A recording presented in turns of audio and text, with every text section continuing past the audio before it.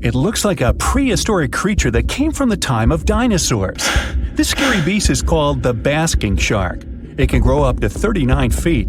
People have only reported 3 of them in the past 160 years. The last sighting was in 2015, and before that, about 80 years ago. These sharks sometimes rise to the surface to filter out small animals, such as shrimps and other small crustaceans, when they want to have a nice, tasty seafood dinner. But when there isn't enough grub at the surface, they go down to the depths of almost 3,300 feet, where they tend to stay for months, which is something researchers discovered using satellite tags. Tag, you're it! Now, basking sharks like to spend their time in more temperate waters, but they can migrate long distances. They live across the globe, but in warm tropical or subtropical areas, they won't go near the surface because they're not fans of high temperatures. The lion's mane jellyfish is not that rare, but it's fascinating how large it is. It's the biggest among jellyfish species and the longest animal. Its total length can reach 120 feet. That's approximately 23 feet more than the longest blue whale scientists know about. The jellyfish has around 70 to 150 tentacles, and they all contain huge amounts of neurotoxins that can seriously harm you if you come in contact with the animal. But people don't usually come across this type of jellyfish because it rarely lives near the coast, preferring the open ocean. Generally, you can find the lion's mane jellyfish no deeper than 65 feet below the surface, where it dines on small fishes, zooplankton, and some other types of jellyfish. It uses its tentacles to catch its value meal. Hey, you want fries with that? The giant phantom jelly comes out of the darkness and depths of the ocean's midnight zone. Its sun hat-shaped bell reaches over 3 feet across. This bell trails 4 ribbon-like mouth arms that can be up to 33 feet long. This quite rare creature uses its mouth arms to catch unfortunate animals swimming around and not knowing what's coming for them. Giant phantom jelly propels itself through the water with periodic pulses coming from its orange head. It glows faintly and mysteriously in the pitch-black depths. It lives across the globe in all the oceans except for the Arctic. I'm guessing it's too cold. Because of its odd shape, people often call the oarfish the dragonfish or sea serpent. It's about 26 feet long, which makes it the longest bony fish we know about, and lives at depths of 3,300 feet. Oarfish spend most of their time in the deep, dark parts of the open ocean in tropical and subtropical areas. They almost never come to the surface, unless, invited. It's a ribbon-shaped and shiny silver creature with a long red dorsal fin and red oar-like pelvic fins. Its body has no scales and is very thin. The fish can grow to a length of about 30 feet and weigh 660 pounds. Oarfish have really big eyes that help them see better in their dark, scary surroundings. The frilled shark is definitely one of the gnarliest-looking marine animals out there. If you saw it somewhere, you'd probably think you went back to the age of dinosaurs. Yup, the frilled shark is a prehistoric creature because its roots go back 80 million years. This living fossil can grow to be 7 feet long. It got its name from its frilly gills. Even though frilled sharks have the shark part in their name, they swim similar to an eel in a distinctly serpentine way. Its mouth is terrifying. Similar to the maw of the great white shark, it has 300 trident-shaped teeth lined in 25 rows. Hey, come a little closer, huh? Researchers discovered this creature in the 19th century, but people rarely see it, and no wonder. It usually lives at depths of between 390 and 4,200 feet. Most of the time, the frilled shark feeds on squid, swallowing them whole. Its long jaws allowed the frilled shark to gape extra wide and swallow animals half as long as its entire body. Goblin sharks are very rare. Researchers have spotted fewer than 50 of them in more than 120 years. But maybe that's for the best, since we're talking about a pretty scary fella with a narrow snout and sharp teeth. It's also capable of thrusting its entire jaw outward when it wants to catch something. Sounds familiar. As it's lurking through the dark depths of the ocean, a goblin shark sees a small squid that looks quite yummy. The dangerous animal inches toward the squid. When the poor creature notices the predator, it tries to dart away, but it's too late. The shark has already thrust its jaw the whole 3 inches out of its mouth. This jaw is connected to the flaps of skin the shark can unfold. This helps a lot because the goblin shark is a sluggish animal, so it's pretty hard for it to chase its food. After finishing its lunch, the goblin shark puts its jaw back in its mouth and swims away as if nothing's happened. Goblin sharks mostly live at the bottom of the ocean. Like many other shark species, they prefer swimming alone. Here's a silver-colored creature with very rough skin. That's the ocean sunfish, with a total length of almost 11 feet. Its other name is mola. The ocean sunfish is the heaviest of all bony fish out there. People sometimes call it a swimming head because of its bizarre appearance.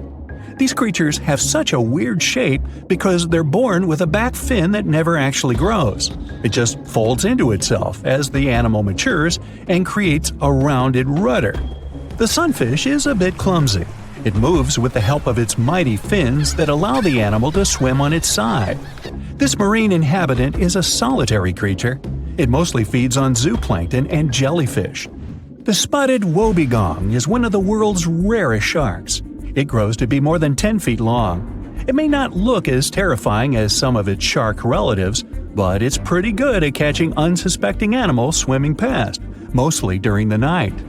The animal has a spiracle, which is why it can breathe while staying still at the bottom of the ocean. It's motionless most of the time, which is why you can barely notice it.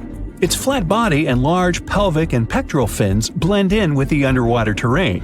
That's why they're so good at hiding. This ability helps when these sharks want to protect themselves too. Wobbegong means carpet shark. They usually live close to the ocean floor in coral reefs, on sandy bottoms, and under piers. People have even spotted the shark in the water that is barely deep enough to cover its flattened body. Now, blobfish lack teeth and bones, so they can't actively hunt. Since they don't have much muscle mass, they can barely move around. Hey, I had a roommate like that once. They get their energy from animals they scoop up from the seafloor. They also know how to conserve this energy. That's how it usually goes with deep-sea creatures. They don't have as much food as those animals that swim closer to the surface. Instead, they have special body mechanisms that allow them to save energy for the times when they don't have much to eat. Pressure at the depths where the blobfish lives is 120 times as high as that at the surface. That's why the bizarre creature looks like a weird gelatinous mass only when you bring it up to the surface. The pressure here is not strong enough to keep its body together. Hey, breaking up is hard to do. The white margin stargazer could compete with the blobfish for the title of the ugliest animal in the sea, don't you think? Now, this animal has eyes on the top of its head, together with an upward-facing mouth which the creature uses to hide itself in the sand. That's where it spends most of its time, with only its eyes protruding from the sand. It chills this way until some small animal passes by. It can lunge at its target incredibly quickly, literally within milliseconds. This creates a vacuum in the water that pulls in a crab, fish, or some other small, unfortunate animal. Another tactic involves venom. This fish has a venomous spine in its shoulder blade that helps with catching other animals and defending itself against enemies. Even though it's not related to the electric eel, the white margin stargazer can generate an electric shock as powerful as 50 volts. Ow! There is a place deep in the ocean where pressure is 1,000 times stronger than that we're used to at the surface. This force is enough to turn an unprotected human into dust instantly. Well, maybe more like mud. Anyway, that's why explorers need some serious preparation and equipment to survive in such extreme conditions down in the Mariana Trench. It is as wide as 20 national malls in Washington, D.C., and about 1/5 as long as the diameter of Earth. People who went all the way down describe it as a chilly, quiet, and very peaceful place. They saw a bright blanket of red and yellow rocky outcrops, and there was a whole variety of unique, small, translucent animals. The popular myth is that more people have gone to the moon than to this deepest place on Earth is not true, though. In total, 24 humans flew to the moon, and at least 27 brave souls dove down to the Mariana Trench. Most of them were explorers and not proper scientists. They just go there for the thrills and also to collect video evidence of different wildlife, geological formations, and human-made objects. Humans started traveling around space and into the ocean depths at around the same time. The first moon landing was in 1969, and the first person to go down the Challenger Deep, the deepest part of the Mariana Trench, did so in 1960. This unusual location got its name after the British ship HMS Challenger, which first located this massive drop in the ocean floor at the end of the 19th century. It would take 8 more decades before the first human went down to it. Explorers didn't manage to do it in a conventional submarine. They used a type of submersible called a bathyscaphe. The Swiss oceanographer Auguste Piccard designed his own in 1953. 7 years later, the submersible managed to do the impossible. It had reached a depth of nearly 36,000 feet. But what explorers saw was merely a fraction of the trench's full size. The fact that it is so huge of the Mariana Trench is just one of the reasons why it's mostly unexplored today. The absence of light is another major issue. Sunlight is incapable of reaching such profound depths, so the entire trench, from top to bottom, lies in absolute darkness. Because of such conditions, the ecosystem is a lot different than the shallower regions of the Pacific. This puts immense pressure on marine wildlife. Yeah, the pun is intended. Another reason why it's so challenging to survive there is the temperature. Water freezes at 32 degrees Fahrenheit. At the bottom of the Mariana Trench, the ocean is just a couple of degrees above freezing. One of the factors that hasn't let this area turn into a giant icicle is the fact that salt water has a slightly lower freezing point.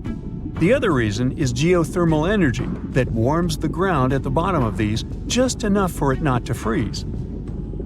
That's why submersibles need to have proper insulation to navigate these icy conditions. When they reach the bottom, researchers find out that this desolate and harsh climate is home to several animal species. They encountered arrow-toothed eels, snailfish, and spoonworms at various depths. There were even strange-looking translucent sea cucumbers and shrimp-like amphipods. The biggest surprise was microbial mats thriving on methane and hydrogen from the mud. Among the species, the Mariana snailfish looks like a master of the environment that can go farther and deeper into the trench to feed on prey than its competitors. Despite its seemingly fragile appearance, the snailfish has adapted to withstand extreme pressures, a superpower it wouldn't be able to survive without. The exotic life forms that live deep down aren't normal-sized, since deep-sea gigantism makes them grow significantly larger than their counterparts in other ecosystems. One example is the giant tube worm, which can be 6 feet long. Science has a hard time explaining the exact cause of this form of gigantism. Thermal vents are just one of the possible explanations. All of these factors might help explain the huge time gap in researching the Mariana Trench. The first successful dive after the 1960 expedition came only in 2012. That's when the famous Canadian film director James Cameron went down in the deep-sea Challenger. Because few scientists have gone that deep before or after Cameron, there is no map of the deepest point on our planet. We know very little about the oceans that cover 2/3 of the Earth's surface. Researchers have mapped out only 5% of them so far. Science still has a lot to discover in the Mariana Trench and other unexplored places on our planet. The Amazon rainforest stands as the best example of the world's most unexplored regions. The list of reasons why this part of South America is unknown starts with its wildlife. Jaguars, anacondas, piranhas, black caimans, and Brazilian wandering spiders are just some of the creatures that pose a risk for researchers. Relentless year-round rainfall induces heavy flooding. Add to all this some treacherous river currents, and you can see why scientists have mapped such a small percentage of the Amazon to date. In just one region of Brazil, near Peru, there are at least 14 tribes that have never had contact with the outside world. The national authorities intend to keep it that way.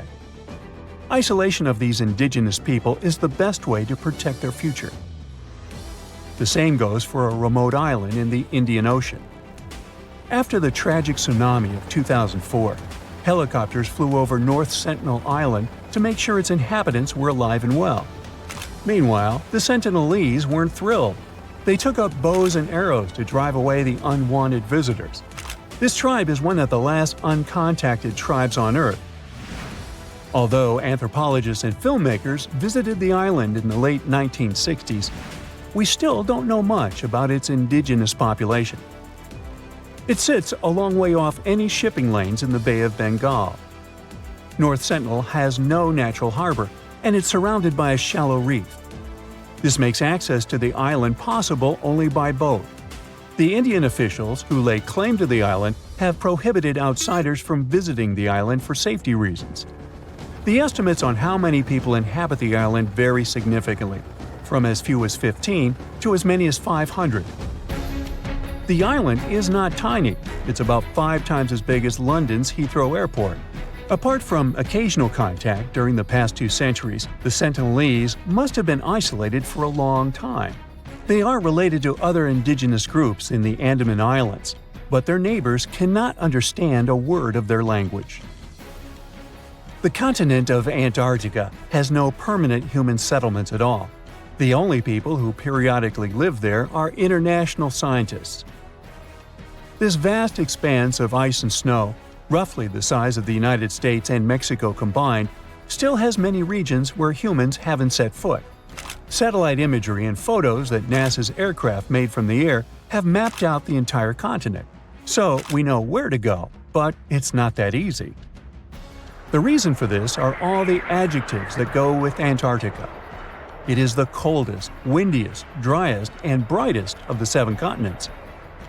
This makes it virtually unlivable. More than 99% of its surface is covered with a permanent sheet of ice. Its thickness ranges from 1 mile to as many as 3 miles in some places. That's half the height of Mount Everest. Now, the Himalayan range contains the world's tallest unclimbed mountain. It is also the tallest mountain in Bhutan. In the local language, the mountain's name translates as White Peak of the 3 spiritual brothers. Out of respect for the spiritual beliefs of the local population, national authorities restricted and then completely banned mountaineering at the beginning of the 21st century. To this day, there is no evidence that any climber has ever managed to successfully reach the summit of this mysterious mountain. Want to high-five a sea creature? Well, put your hand up for the Tasmanian red handfish. This fish doesn't swim like a fish. It walks. It uses its flipper-like hands to stroll around on the ocean floor. These bottom walkers are disturbed by swimmers and boats a lot. Some people even want to take them home as pets. I think it's better to just give them a wave and swim on by. The vampire squid. Its species name is Vampiroteuthis infernalis, which translates to vampire squid from hell. Oh yes, this vampire squid means to terrify everyone with its name, its dark red color, its spikes at the bottom, and the scary fact that it can basically turn itself inside out.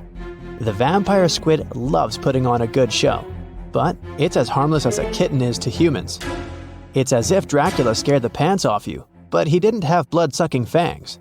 The vampire squid feeds on food particles from plants and animal matter floating near the ocean's surface. Since they're not predators, they need good defensive strategies, and their vampiric look is designed to ward off large creatures who want to eat them. Turning themselves inside out is a defensive mechanism since the spiky areas in the inner skin are more intimidating.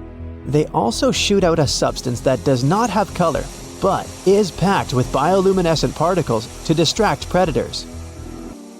The vaquita. Going out on a boat off the coast of Mexico sounds like the perfect vacation.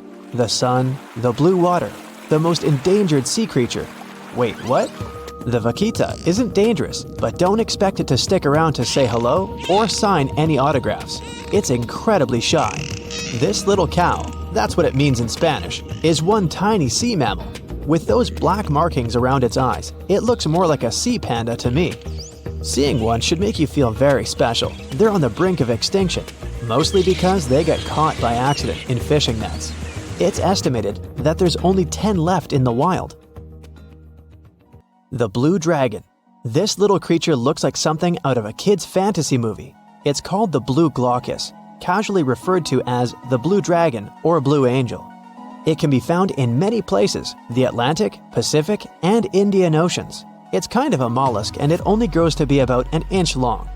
What you think is the back is actually the mollusk's bright underbelly. It regularly floats on its back so that its blue colors help it camouflage with the water's waves. The blue dragon isn't just pretty, it's also smart. It usually feasts on Portuguese man-o'-wars, also known as Physalia physalis. The blue dragon stores their stinging cells for later use, in essence, stealing their defensive mechanisms. When the blue dragon is threatened, it releases those stinging cells it stored, directing them at an enemy to sting them with more power than the Portuguese man-o'-war would have been capable of. As they can store a huge amount of stinging cells, they can be a threat to humans. So, if you find one, don't pick it up. It's best to admire it from a distance. The barrel-eye fish. If you ever wanted to have Superman's X-ray vision, looking at the barrel-eye fish will make you feel like you gained that superpower at some point in your life without even realizing it. The barrel eye has a transparent head, so you can see how their eyes and brain look inside. This magnificent creature lives in the deep sea. This is the lowest level of the ocean, where strange creatures roam in near-freezing temperatures and constant darkness. They're exposed to water's pressure that's almost 1,000 times that of the surface. If the idea of the deep sea sends a shiver down your spine, stay tuned to learn about another of its creatures later on. The barrel-eye fish can be found in the Atlantic, Pacific, and Indian Oceans. You might be wondering, why oh why would a fish have a see-through head? And that would be a fair question. Since the species was discovered in 1939, it was believed that the fish's eyes were set to see straight ahead and couldn't move. So it was assumed that they had tunnel vision. Scientists Bruce Robinson and Kim Reisenbichler from the Monterey Bay Aquarium Research Institute recently discovered that the fish can move its eyes vertically to see through the top of its translucent head, thus noticing if there are predators or prey nearby. The transparent head also allows more light to enter so they can detect prey better. It's believed that the barrel-eye fish eats jellyfish and small fish species. If you dive in the ocean at night, you might be lucky enough to see how orange ball corallomorph blooms in the dark. But make sure to be quick because as soon as you turn on your flashlight to take a good look, it will retract its tubes back into itself. The megalodon. The whale shark isn't the biggest shark known to humans. If the entire shark species were a kingdom, the prehistoric megalodon would be the ruler of the sea. Megalodon roamed the ocean a long time ago. About 15.9 to 2.6 million years back between the early Miocene and late Pliocene eras. While they've long been extinct, people are still amazed to learn about these gigantic sea beasts. Megalodon could reach anywhere between 45 feet to 60 feet in length with jaws more than 6 feet wide. A fossil of a tooth that once belonged to a megalodon measured at 7 inches. Needless to say, I'm pretty stoked that these guys have long been extinct. But there's still some adventurers out there hoping to meet this monster one day. The Dumbo octopus. This adorable creature, or creepy creature, or however you want to see it, is officially called Grimpoteuthis. More casually, it's referred to as the Dumbo octopus, named after the Disney character. Though Dumbo, the elephant, not the octopus, was teased for his big ears, it's highly unlikely that this adorable octopus gets teased by its water neighbors. They are the deepest living octopuses, living in the deep sea, and you know how scary that place is. They're only about 8 inches tall and spend their days hovering just above the seafloor eating snails, worms, and other food they find in the current or near ocean vents. There are nearly 17 species of Dumbo octopus, and they all have differences in height, color, and body parts. If you can't get enough strange animals, you'll be glad to learn that the deep sea has barely been explored by humans. So keep an eye out. There are bound to be more fascinating animals discovered in the deep in the future. The sea angel. These creatures might look and sound pretty cute, but their diet is far from sunshine and lollipops. Their favorite food are sea butterflies. They lay mucus traps for them and wait in ambush. The squat anemone shrimp. This shrimp is tiny, only 0.5 inches. It's also known as a dancer shrimp because of its peculiar behavior. When agitated, it raises its bottom above its head and does a little dance. Divers also say it readily jumps on their hands and cleans them. The coconut crab. This guy may look pretty creepy, especially when the sun goes down. Mature coconut crabs are around 3 feet in length. Their preferred foods are coconuts, but they can also hunt down lizards and even large birds. The slender snipe eel. Slender snipe eel is a slim and long creature that's still a mystery for marine scientists. It's 4 feet long and it has at least 750 bones in its spine, which is much more than any other animal in the world. The sea pen. Sea pen is 7 feet long and it has a lot of varieties, but most of them look indeed like a pen or a quill. The similarity is even more striking when the animal has a water-filled bulb that anchors it to the floor. The Persian carpet flatworm. This creature looks indeed like a carpet, despite being very small by comparison. It's only 4 inches long, able to become both male and female. It doesn't really mate with other flatworms. Rather, it fights them for the right to bear posterity. The flamingo-tongued sea snails. Tourists love these extraordinary snails for their pretty colors, thinking it's a shell, but in fact, the shell is quite dull and hidden underneath colorful soft tissues. They eat softer, toxic parts of corals and store their toxins to protect themselves. Hello, Brightsiders! Do you know where the deepest place in the world is? I think it's in the Pacific Ocean, near the Philippines and Papua New Guinea. It's the famous Mariana Trench. So let's take a tape measure, a very long one, and attach its end to the boat on the surface. Now we hold our breath and jump in the water. Fish and marine animals swim by. We descend lower to the depths and into total darkness. And after several hours, we reach Challenger Deep. The tape measure shows a depth of 36,200 feet. The famous Mariana Trench is not the deepest place on Earth, as everybody thought. The Kola super deep borehole located in Murmansk region in Russia beats it by a wide margin.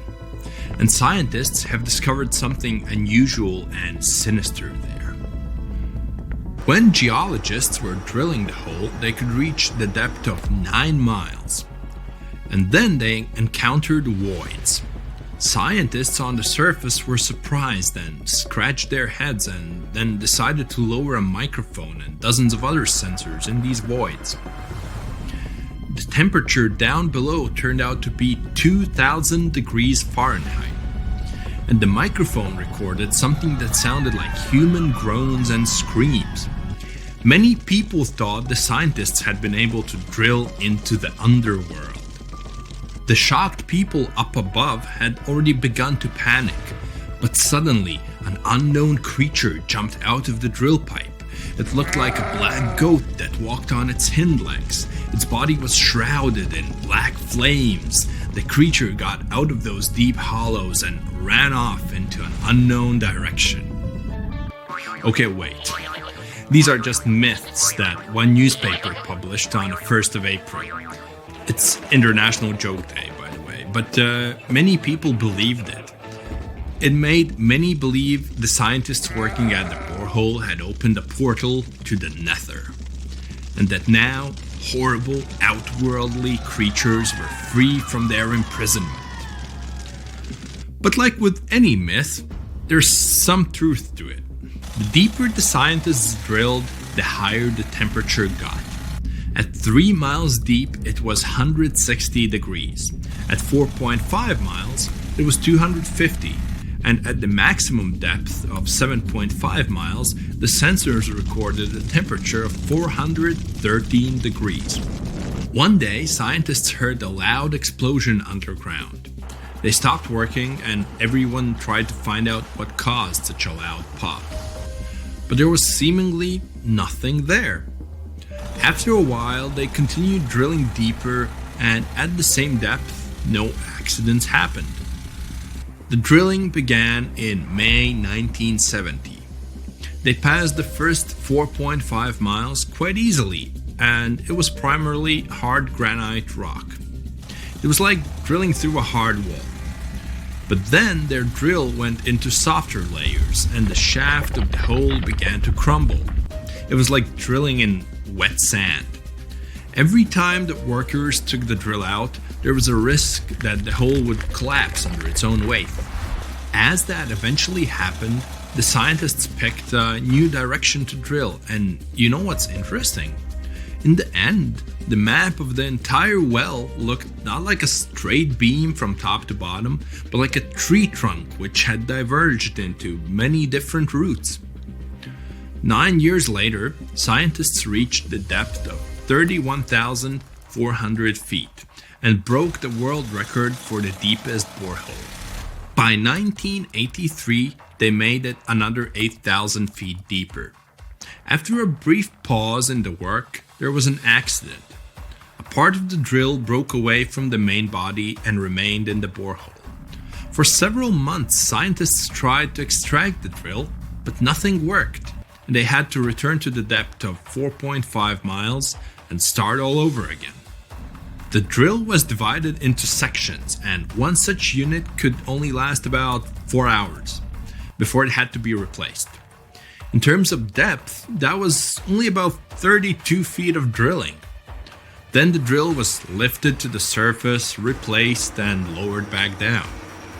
On average, the drilling speed was about 200 feet per month. That's like a 20-story building. In 1990, 20 years after the work had begun, scientists reached the final depth of 40,230 feet. That's like 100 soccer fields down. And after another accident, the work stopped.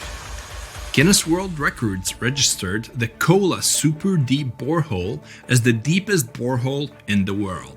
It's like Mount Everest plus 9 Empire State Buildings on top of it. One of the most unusual discoveries at the Kola Super Deep Borehole was that the soil at the depth of about 2 miles almost perfectly matches the composition of the surface of the moon. It has given us more insight into how our ancient satellite appeared and formed. It seems that in the early stages of Earth's formation, a giant asteroid crashed into our planet. With that kind of force, it caused an explosion so powerful that part of our planet broke off and flew upward. This chunk of Earth remained in our planet's orbit, cooled, and later formed into the moon we know today. Another surprise for the workers was the presence of gold. There was about 2.5 ounces of gold for every ton of soil lifted. The deeper the scientists went, the older the rocks were. In layers of rock about 2.8 billion years old, they found fossilized remains of living organisms. It made the world of science bubble with excitement, as it meant that life on our planet appeared 1.5 billion years earlier than first thought. In the early 1990s, they shut down the drilling project. Gradually, the buildings around the borehole and the drilling equipment were lost. Today, a lot of tourists visit the place. It's because of those same myths about creatures from the underworld. Yes, there's a hole 7.5 miles deep under that rusty lid. But the scientists working there never reached their goal. They wanted to drill into the Earth's mantle, but to do that, they would have had to dig down to a depth of about 44 miles. At 200 feet per month, it would have taken as long as 80 years. That's assuming no accidents happened. But the deeper it goes, the more interesting it gets. A few years ago, they found a massive amount of water deep underground. Somewhere up to 370 miles down, there's a substantial ocean billions of years old, and the amount of water there is several times greater than in all the oceans, seas, and rivers combined on the surface of Earth. The water there is at a scorching 2,800 degrees Fahrenheit. But because it's under a tremendous pressure, it doesn't evaporate. It's encased in a crystalline structure of minerals.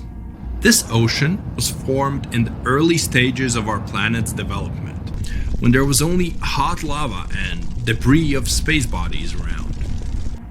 But the most exciting thing you can find by drilling is living organisms. They've been there in isolation for billions of years, and they can give us clues as to how life came into being in the first place. Scientists in Antarctica have created a similar borehole. An entire lake half the size of Lake Ontario was discovered under the thick ice. The amount of water in this lake is only 3.5 times less than in the Lake Baikal, the largest lake on Earth by volume. The ice that hides this lake is at least 20,000 years old, and the water beneath it has been isolated from the outside world for about 15 million years. While drilling, scientists lifted a chunk of ice from deep down below and found an unknown bacterium on it. Its genetic code was only 86% similar to known living organisms. That means that we've never seen bacteria like this before, or it had come from outer space. But that's just a theory. We know that these bacteria can live in unusual conditions and at water temperatures below freezing. The composition of underground lake water is also different from what we're used to. There's a lot more oxygen and carbon dioxide in it. Add to these conditions complete isolation, and we get living organisms that have developed and evolved in a completely different way. Do you understand what it means? The study of deep organisms may give us a clue as to whether life could exist beneath the ice on other planets or their moons. For example, Saturn's moon, Enceladus, has ice 24 miles thick. There may be an ocean underneath, which is heated by thermal springs. That's all for today. And guys, remember, let's become smarter every day together with Brightside. The deeper you go, the creepier they get. You're about to travel to the darkest ocean depths and check whether this claim is true. Are the creatures living there as scary as people think? You go 120 feet down underwater. Pay close attention to the bottom under your flippers. Oh my, what's that terrifying face half hidden in the sand? That's the northern stargazer. You can meet this fish in the eastern United States. It buries itself in the sand until unsuspecting prey gets near. Then, the nightmarish creature electrically shocks the poor animal and dines on it. You are moving deeper to 240 feet under the surface. That's where you spot a colorful, puffy creature, no more than 1 foot long. It's the sarcastic fringehead. At first, the fish seems to be harmless. Only unless it's provoked. When this animal is agitated, it opens its huge mouth to fend off predators. This defense tactic is a sight to behold, both surprising and frightening. Luckily, the fish is no threat to people whatsoever. The creature you see next can comfortably live in shallow waters, but you meet it at a depth of 900 feet. You don't even need to wonder why the animal's called the Game of Thrones brittle star. Unlike starfish that slowly crawl across the seabed, this creature moves fast. It wriggles its long, flexible arms to get from point A to point B. Its body is protected by a hard calcium carbonate shell. Also called snake stars, these creatures are tiny and easily fit in nooks, cracks, and small crevices in rocks. At a much greater depth of 2,000 feet, you come across the giant squid. For a long time, it was thought to be a creature from legends rather than a real animal. The giant squid was first caught on camera in 2001, and it's exactly as big as its name implies. The creature's eyeballs are the size of soccer balls, and the squid itself can weigh up to 600 pounds. Almost 3,000 feet below the surface, you get spooked by another creepy-looking animal. It's somewhat red and rather small, no longer than 1 foot long. As you approach the creature, it looks rather docile, or maybe just indifferent. The vampire squid, that's the animal's name, looks like an umbrella with tentacles. It doesn't even produce ink, so you leave it alone. Soon after that, at a depth of 3,200 feet, you meet the cookie cutter shark. This creature is a parasite. It attaches itself to big fishes, dolphins, whales, and sometimes even people. Then, using its neatly arranged serrated teeth, it gouges out cookie-sized pieces of meat. This nasty glowing animal doesn't grow larger than 20 inches and lives in the ocean twilight zone. At a depth of 3,300 feet, the light becomes a rare and valuable thing. The animals living that far away from the surface have to evolve unusual features to survive. That's how the barrel-eye fish ended up with a transparent head and 2 super-sensitive barrel-shaped eyes.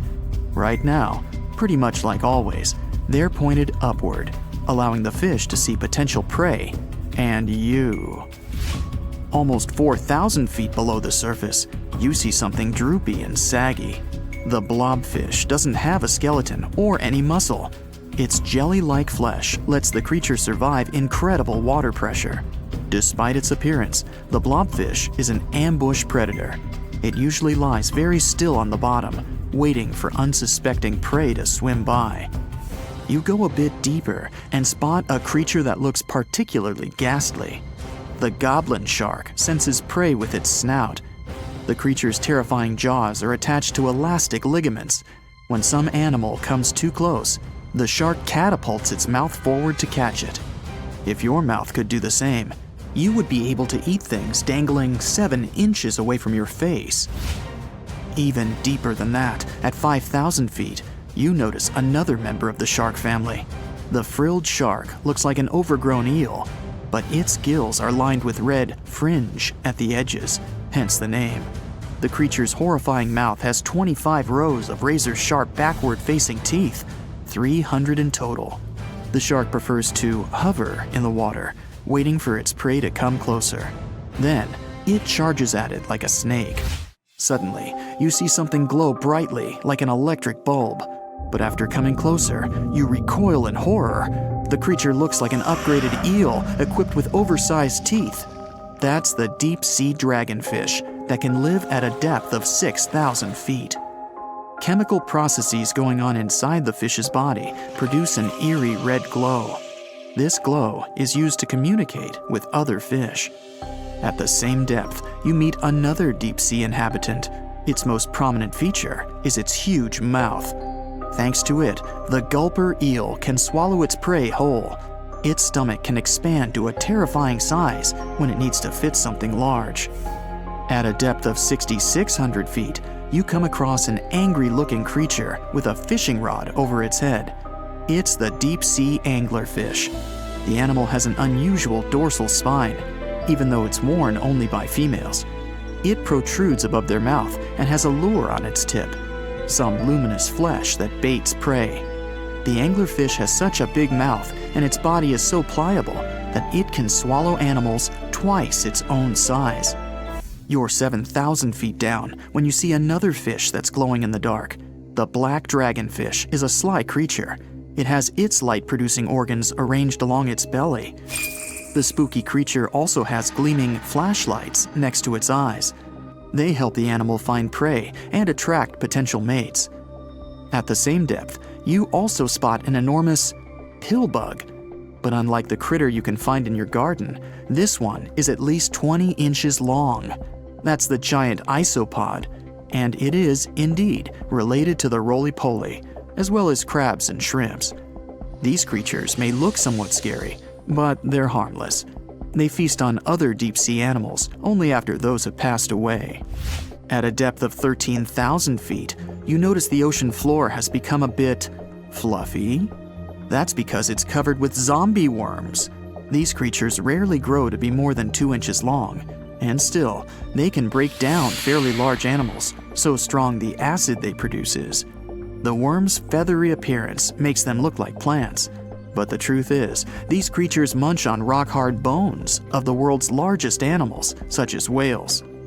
The grid-eye fish almost scares you out of your mind soon after that. This creature has a pair of large greenish oval plates on the top of its head and no eyes whatsoever. Experts believe that these bony membranes detect light coming from predators, saving the fish's life. You're now 3 miles down below the surface, and that's where you spot something bizarre on the bottom. It's definitely a fish, but it's standing on the ocean floor on 3 long, rigid legs. Ah, it's the tripod fish. Curious rather than scary. This creature has adapted to the almost complete darkness by giving up on its vision. It has to rely on vibration and touch to sense prey. And then, the fish uses its fins as hands to transport food directly into its mouth. You don't have time to go any deeper before you spot the faceless fish. This slightly off-putting creature has no eyes, and its mouth, smiling a Mona Lisa smile, is underneath its body. For the first time, the faceless cusk, which is the creature's official name, was seen more than a century ago. The next time it happened was only in 2017. Once you've reached a depth of 6 miles below the surface, you see deep-sea cucumbers. These bizarre creatures are much bigger than their shallow water relatives. They spend most of their time on the sea floor. But if they need to escape predators, they are able to swim away. Deep-sea cucumbers have bright purplish coloring, tiny feet, and tentacles that surround their mouths. Cute. The question is, why do these deep-sea creatures look so scary? Life is very different there, at the bottom. Tremendous water pressure, a lack of food, and constant darkness. You have to adapt to survive in such extreme conditions. Most of the ocean is still shrouded in mystery, whether we're talking about dark corners or creatures that are hiding in the depths. But sometimes, it gives us a peek into scary things it hides in its cold, dark depths. Like when you hear on the news that there are some deep-sea creatures washed ashore after a powerful storm once again. Some just look weird, while others are real monsters that live at depths of more than 3,300 feet. The coldest and deepest parts of the ocean have created one specific phenomenon called gigantism. So, sea spiders, squids, worms, and many other animals, mostly invertebrates, or creatures without backbones, they're all way bigger and scarier than the versions we see in the more shallow areas. In the Pacific depths, you can see a sea sponge as large as a minivan. Or what about the colossal squid that lives in subantarctic waters and is nearly 14 times longer than the arrow squid, a type that mostly lives in New Zealand? Researchers found many of these underwater monsters in the abyssal zone of the ocean. Back in 2021, the researchers showed images of the giant phantom jelly. It was at a depth of 3,200 feet. Its tentacles were 33 feet long. Wow, I wouldn't like to face that one on the beach. It probably eats only small fish and plankton, but it can swim to depths of more than 21,900 feet. And down there, this giant jelly doesn't have enough food. How does it survive then? Scientists haven't figured it out yet. And there are even more questions related to the giant squid, the biggest one ever found. This monster is 43 feet long, with a weight of nearly a ton. Imagine if those tentacles would grab your car, or something like that. They would smash it like it was a toy. There's no light in the abyssal zone. Sun rays just can't penetrate that deep. So there's no algae or underwater plants there. Local animals mostly eat snow. Marine snow is not like the regular one you build a snowman with. It consists of any small flakes or remains that fall from the surface of the ocean. Maybe even some leftovers that animals up there couldn't eat. So it's not much. But apparently, it's enough for very large creatures that hide deep down there, like giant squids. Squids that generally live at such depths don't bother going after their prey. They just wait until the poor animal swims right up to their long tentacles and falls into a trap. It may not be the best method ever, because not many animals will even swim into these dark, cold parts. But it's the method that saves energy. A giant squid eats only 1 ounce of fish daily, which is approximately 45 calories. That's nearly 50 times fewer calories than an average person should eat per day. So when a squid gets 1 fish, it saves it for a couple of days. I hope giant squids won't get the idea to go to the surface and look for food when there's not enough of it in the abyssal zone. And I hope even more that giant Greenland sharks won't get that same idea. You can find them at depths of up to 7,200 feet. They're twice as slow as we usually walk. They swim at a speed of 1.12 feet per second. Their slowness is part of the energy-saving mechanism that creatures down there need to survive. But they can speed up in the form of short bursts when they need to catch prey. But they kinda change their diet from predator to scavenger, considering their environment. There will be more leftovers falling from the surface than animals to go after. Greenland sharks grow just 0.4 inches per year, and they're mostly 20 feet long, which means they live for a very long time, sometimes up to 400 years. They also have a slow metabolism, and that's one of the main factors for their long life, too. Greenland sharks like to spend their time in cold waters. They're adapted to that, since their tissues have specific chemical compounds that prevent the forming of ice crystals all over their body. That means they have some sort of natural antifreeze. So what makes them so big? Scientists are still not sure, but some theories try to explain it. There's this thing called Kleiber's rule that says bigger animals tend to be more efficient. Just take a small fish and compare it to a whale with a mass hundreds of times bigger. The whale has a greater metabolism. It conserves energy more efficiently and loses less of it to the surroundings through heat. Moving on, bigger animals can ingest bigger prey. They're more likely to go through tough issues in their environment or defend themselves from predators going after them. Also, the body gets bigger when temperatures are lower. The Greenland shark is a perfect example. So are giant sea spiders. Sea spiders are generally common, and you find some very small ones at 0.04 inches. But in deeper parts of the Antarctic, they become 3-foot-long giants. They grow so big because the cold water has more oxygen. That way, more of it diffuses into the animal's body, and that allows it to grow bigger. Yeah, both as a creature and a nightmare. And how about this giant tube worm? Researchers found it accidentally while they were exploring the mysteries of the Pacific Ocean floor. They stumbled upon unusual hydrothermal vents. Volcanic heat is a thing that gets them going. As water seeps down through faults or cracks in the rock, these vents change their direction. When the water gets out of the vent, it's rich in different minerals and chemicals. Most animals wouldn't survive being around this toxic soup of chemicals, but not these tube worms. They came as a true surprise, because not only are they not bothered by these toxic vents and the almost boiling temperature of the water, but they developed entire ecosystems there. They're unique because they don't need sunlight to survive. Instead, small bacteria are their main source of energy. That bacteria gets their energy directly from these toxic chemicals. So it's not photosynthesis, but a process called chemosynthesis. And these tube worms don't have mouths. These bacteria live inside them. Strange story, huh? Plus, these scary worms reach up to 8 feet. Giant isopods are no better either.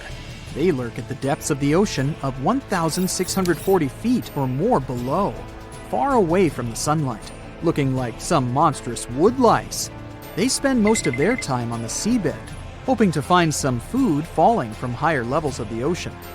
Check out their small hooked claws at the ends of their legs. Isopods use them to remain more stable while moving around the ocean floor. Since there's no light, they have long antennae that help them feel their way around. These sensory antennas are about half the length of their body. Giant isopods have pretty big eyes compared to their body size, too. They can grow over 12 inches from head to tail.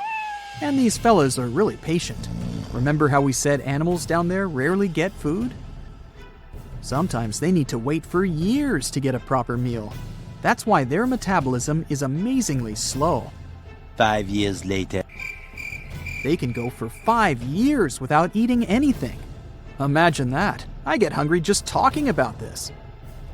In 2006, a biologist did research to compare the differences between the shallows and the deep sea regions. He realized the deep sea mirrors the island rule. First, isolated parts of land develop biodiversity you won't find anywhere else. Second, small-bodied life there grows much bigger when it's isolated, compared to life on large land masses.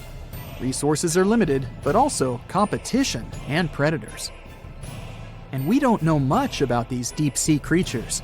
It's too expensive and too complicated to carry out such research, so we'll just wait for more raging storms to show us at least part of the monstrous world cold ocean depths hide.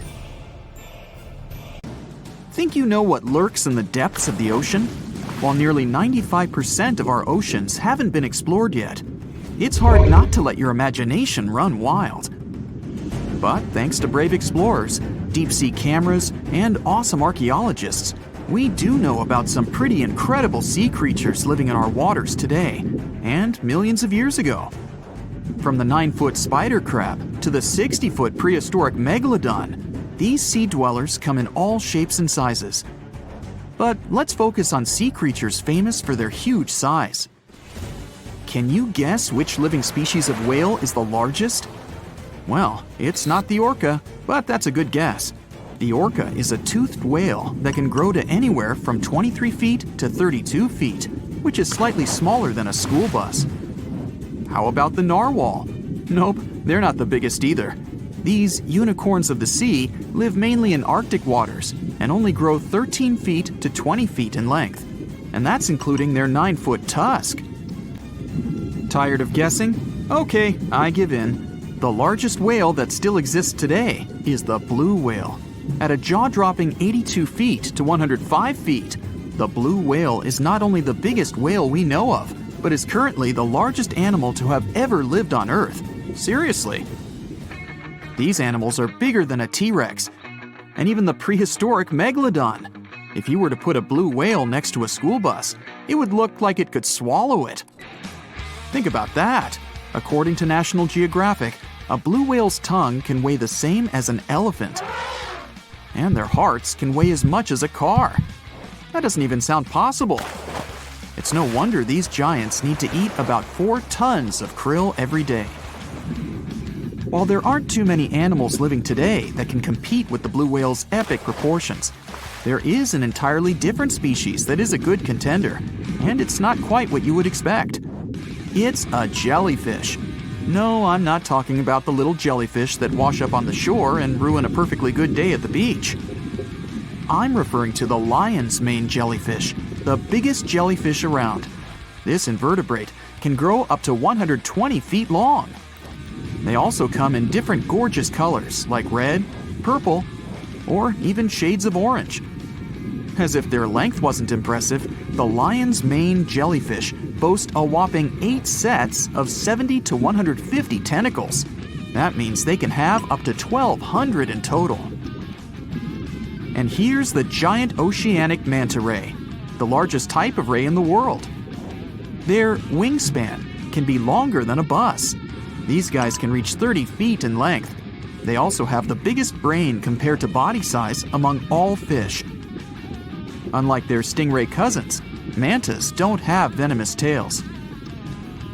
And while the lion's mane jellyfish and the blue whale are yet to be beaten for the longest sea creature, there is one marine creature that can grow even larger in length. The Portuguese Physalia physalis, tentacles and all, can reach a length of 165 feet long, and that's according to mentalfloss.com. While this thing may look a lot like a jellyfish, it's actually known as a siphonophore, and there are hundreds and sometimes thousands of them that are genetically identical. Their long tentacles help the organism catch prey, and its sting is fatal to most animals, even humans in some cases. What's even creepier is that if one of the tentacles comes off the organism for whatever reason, it can float around the water for days before decomposing. Even if it's detached, this tentacle can still sting you. But don't go running out of the ocean just yet. Your chances of being hurt by a Portuguese Phacelia phasalis sting are pretty slim. However, if you do get stung, the side effects aren't pretty, with welts, stomach cramps, an elevated heart rate, and an upset stomach. While you don't want to go anywhere near these long creatures, they sure are pretty to look at. Check out all those colors. The Shastasaurus is the biggest marine reptile that has ever existed. These predators lived during the late Triassic period, about 210 million years ago. These amazing giants could reach lengths of up to 69 feet and weighed more than 75 tons. This made the Shastasaurus as heavy as a blue whale. And if you could stand this creature up vertically, it'd be as tall as a 7-story building. Despite appearances, the Shastasaurus was actually pretty slim for its size. Its ribcage was only 6 feet across. You'd think that this big guy was chowing down on other dinosaurs, but that's not the case at all. This reptile survived on a diet that consisted of small fish and cephalopods, like octopuses and squids. The Albertonectes is a bright representative of the plesiosaur family, meaning that this marine reptile had a small head on an incredibly long neck and large flipper-like limbs that helped it move through the water. These creatures occupied the seas around North America 76 to 70 million years ago. The length of this sea monster could reach 38 feet, with its neck taking up 23 feet of that length. Its neck was a true record breaker. It had a whopping 76 bones in it. No other animal known to humankind has had so many vertebrae in its neck. Scientists aren't sure why they needed such a lengthy neck. They might have used it to collect shellfish off the seabed, or perhaps it helped them capture their main prey, fish and squids. This aquatic reptile also had gastroliths in its stomachs. Some of them were as big as 5.5 inches in diameter. The Tylosaurus belonged to the Mosasaur family. It dominated the shallow seas of North America about 85 to 80 million years ago. This was an enormous predator, with the biggest representatives reaching 45 feet in length. It had a narrow hydrodynamic body with a blunt, powerful head that the animal used to ram and stun its prey. Its body was equipped with agile flippers and a long tail decorated with a maneuverable fin. The Tylosaurus was a carnivore, and its diet included not only fish, turtles, and small sharks, but also other mosasaurs, plesiosaurs, and flightless birds. Meet Ophthalmosaurus. This prehistoric reptile thrived during the late Jurassic period and lived in oceans all over the world. Ophthalmosaurus weighed somewhere around 6,000 pounds and grew to approximately 16 feet long, according to newdinosaurs.com. That's about the same length as the beluga whale that exists today. It's too bad these guys went extinct before we had a chance to see them ourselves, as their cartoonish wide eyes and dolphin-like features are pretty darn cute. Of course, the Ophthalmosaurus evolved over time to become ophthalmologists, or eye doctors that we know today. No, that's just a lie. Just testing you. The Mosasaurus is a truly gigantic predator that dominated the seas all over the world about 66 million years ago. According to fossil evidence, some specimens could be more than 50 feet in length. This fact makes the Mosasaurus the biggest marine carnivore of its time. One of the most terrifying things about this creature was its crocodile-like head, decorated with literally hundreds of razor-sharp teeth, neatly organized in 2 rows on both jaws. The thing is that it was pretty challenging for the Mosasaurus to grab its prey in the water. That's why it had all these teeth, plus something special: pterygoid teeth anchored to the bones on the roof of its mouth. This made hunting and holding onto its prey much easier. The Styxosaurus belonged to the plesiosaur family and lived during the late Cretaceous period, around 85 to 70 million years ago. Upon first glance at this dinosaur, you might mistake it for a sea snake, and it'd be an honest mistake. Styxosauruses were about 35 feet in length, but over 16 feet of that consisted just of their long snake-like neck. They had a comparatively small body and weighed approximately 4 tons. Their mouths were full of razor-sharp cone-shaped teeth that they used to catch fish. They didn't need to chew their prey, thanks to the 200 small stones called gastroliths in their bellies that probably aided in digestion. At the same time, some scientists believe that the Styxosaurus used these stones to sink to the ocean bottom in search of particular types of fish. Looks kind of like Nessie to me. 450 million years ago, no, I wasn't around then, the sea level was higher, coral reefs started to form, the climate on our planet was stable and warm, not even dinosaurs were around yet. The time when bony and jawed fish we know as sharks appeared. They've been dominating the oceans and making other marine creatures flee in fear ever since. Many of them, like great white sharks, have evolved and adjusted to life in the open ocean as hunters with a pretty high position in the food chain. They're less diverse today than before. One of the reasons is the asteroid strike from the age of dinosaurs. After it reduced the number of shark species, only smaller and deep-water kinds that ate primarily fish survived. They started getting bigger over time. Near the surface, sharks such as makos or great white ones develop faster movements and are somewhat between gray and blue to blend in with their surroundings. The epaulet shark can even walk on the land. It can't take a walk on the beach because it can't breathe outside of the water, but it lives on coral flats in shallow tropical waters, so it can walk in kind of a crawling motion. But deep down below, there are mysterious, alien-looking, often huge shark species that didn't come to the surface, which is why they didn't need to adjust to the new environment and different conditions. They haven't changed a lot through time, so they're some living fossils.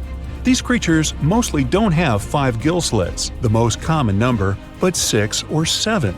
It's because there's less oxygen the deeper you go in the ocean, so they need more gill slits. Sharks on the surface evolved to have fewer gill slits. 6-gill sharks are the most primitive sharks we have today. Their skeletons are like those of ancient extinct sharks, and they can survive only in very deep waters. Like cats, sharks have a layer of reflective cells placed inside their eyes, which helps them see better in the dark, deep sea or cloudy waters. Sharks on the surface have big eyes because they evolved to hunt in the sunlight, so they tend to rely on their vision. Those that live in shallow waters have small eyes, so they can protect themselves from the sand. Like some other deep-sea creatures, 6-gill sharks also have bigger eyes to take in as much light as possible. They have more light-sensing rods, but don't distinguish colors that well. In the ocean's twilight zone, with the minimum of sunlight, there's a couple of bioluminescent shark species. They don't take in light within their eyes, but produce or re-emit it with their bodies.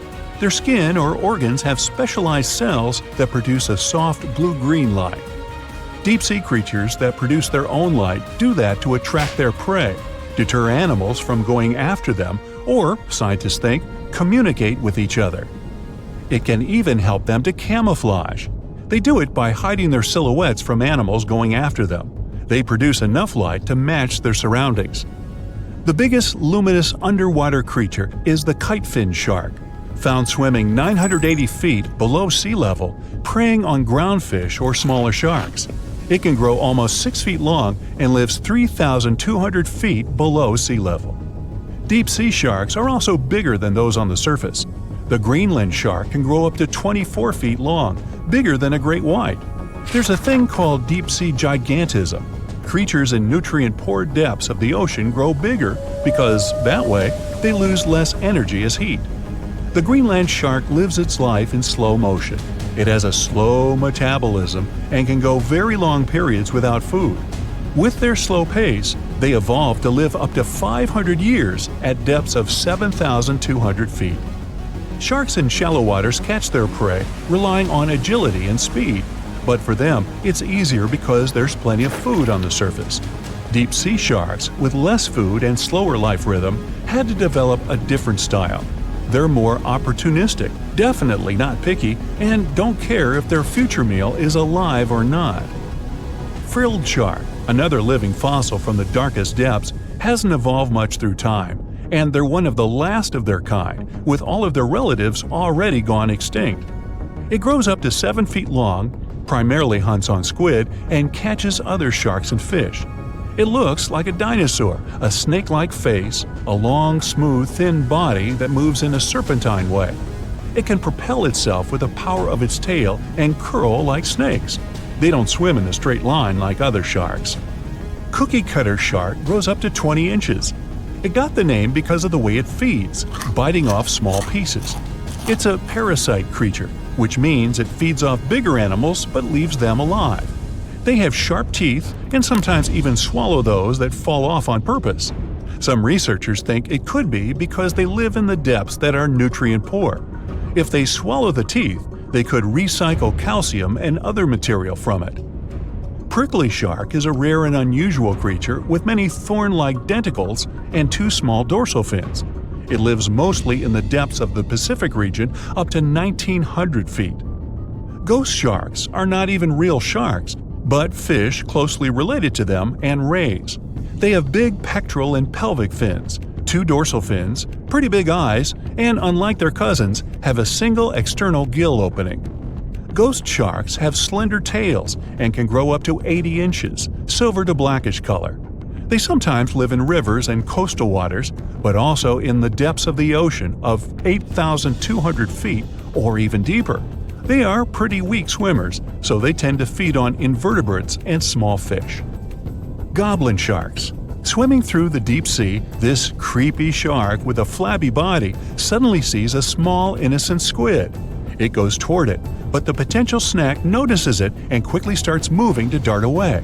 It seems like the plan could work at first, but then the shark suddenly thrusts the jaw of its mouth and catches the poor little squid in a second. After the meal is finished, the animal simply fits the jaw back into the mouth and goes away as if nothing happened. This is possible because it has a jaw connected to 3-inch-long flaps of skin, which is why it can unfold from the snout. It can grow up to 12 feet long with a weight of 460 pounds. Scientists think goblin sharks are mostly active in the morning and evening. The shark has a long, prominent snout and specific sensing organs on it. It uses them to sense electrical fields in the dark oceanic depths. Seven-gill shark is a big cow shark, brown to silver-gray on top, white underneath, black and white spots, with a thick body, a small dorsal fin, and a wide, blunt snout. It can grow up to 10 feet long, mostly lives in the depth of 1,870 feet, but you can also find it in deep channels and bays. It can be aggressive toward humans if provoked, so don't. Like most deep-sea creatures, it's an opportunistic hunter that's not quite picky but likes to go after dolphins, seals, porpoises, and other marine animals. Megamouth sharks mostly live in the depths of 15,000 feet and spend most of their time in the dark, like me. Scientists discovered it in 1976 because it went near the surface at night to feed on zooplankton. That's the only time these sharks go there. During the day, they return to their quiet, dark, and mysterious depths. They are filter feeders, which means they keep their mouths wide open while swimming, so they filter the planktons they like to eat. There are organs that produce light inside of their mouths, which attracts potential prey, such as pelagic crustaceans. These sharks live in the deep parts of the ocean, but you can rarely find them below almost 2 miles. Scientists think some other, stronger bony fishes outcompeted them. Deep parts of oceans became oxygenated around 70 million years ago, and sharks have been around way longer. But bony fishes adjusted and adapted efficient ways to use oxygen, while sharks were slow with adaptations, so they lost. Also, oceanic depths are way colder, which is challenging for fish and the rest of cold-blooded animals because the speed of their metabolism widely depends upon the external temperature. Can you swim? Good. Because you're going on a journey to the deepest point of the Pacific Ocean. Now, put on your flippers. The very bottom of the Mariana Trench is awaiting. Now, get in the water. Really, come on. All right. 1 foot underwater.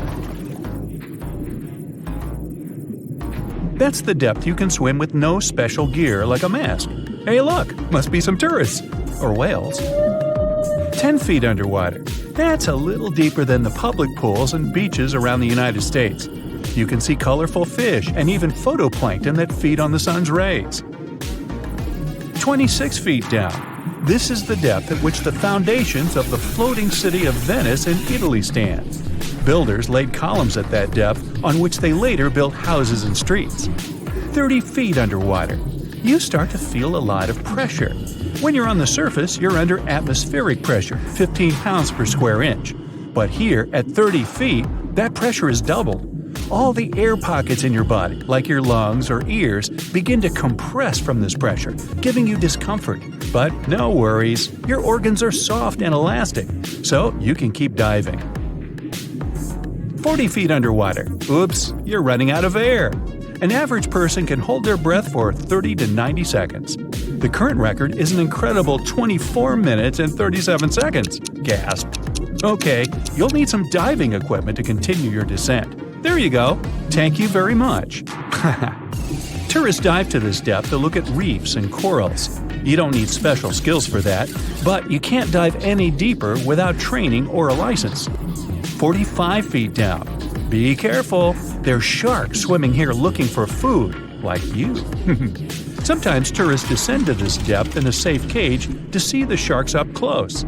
You're better off staying away from these predators and not attracting their attention. So make sure you're not wearing any bright and shiny jewelry. Sharks love that kind of thing. 62 feet underwater. You could see the Aquarius Reef Base Lab in Florida at this depth, if you were in Florida.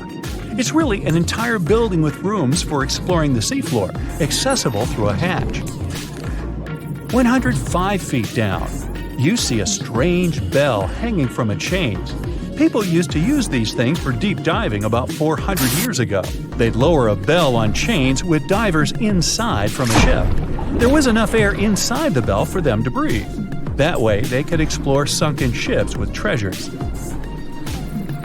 140 feet. At this depth, you could find an entire sunken city in Qiandao Lake, China. You can still see streets, houses, and temples there. 330 feet. Whoa! You almost hit a huge blue whale. How could you miss it? These guys, the size of 2 train cars, usually dive to that depth. Shh! Let's listen to them sing for a while. It's beautiful. Now, let's keep going. 660 feet. This is where most of the ocean life ends.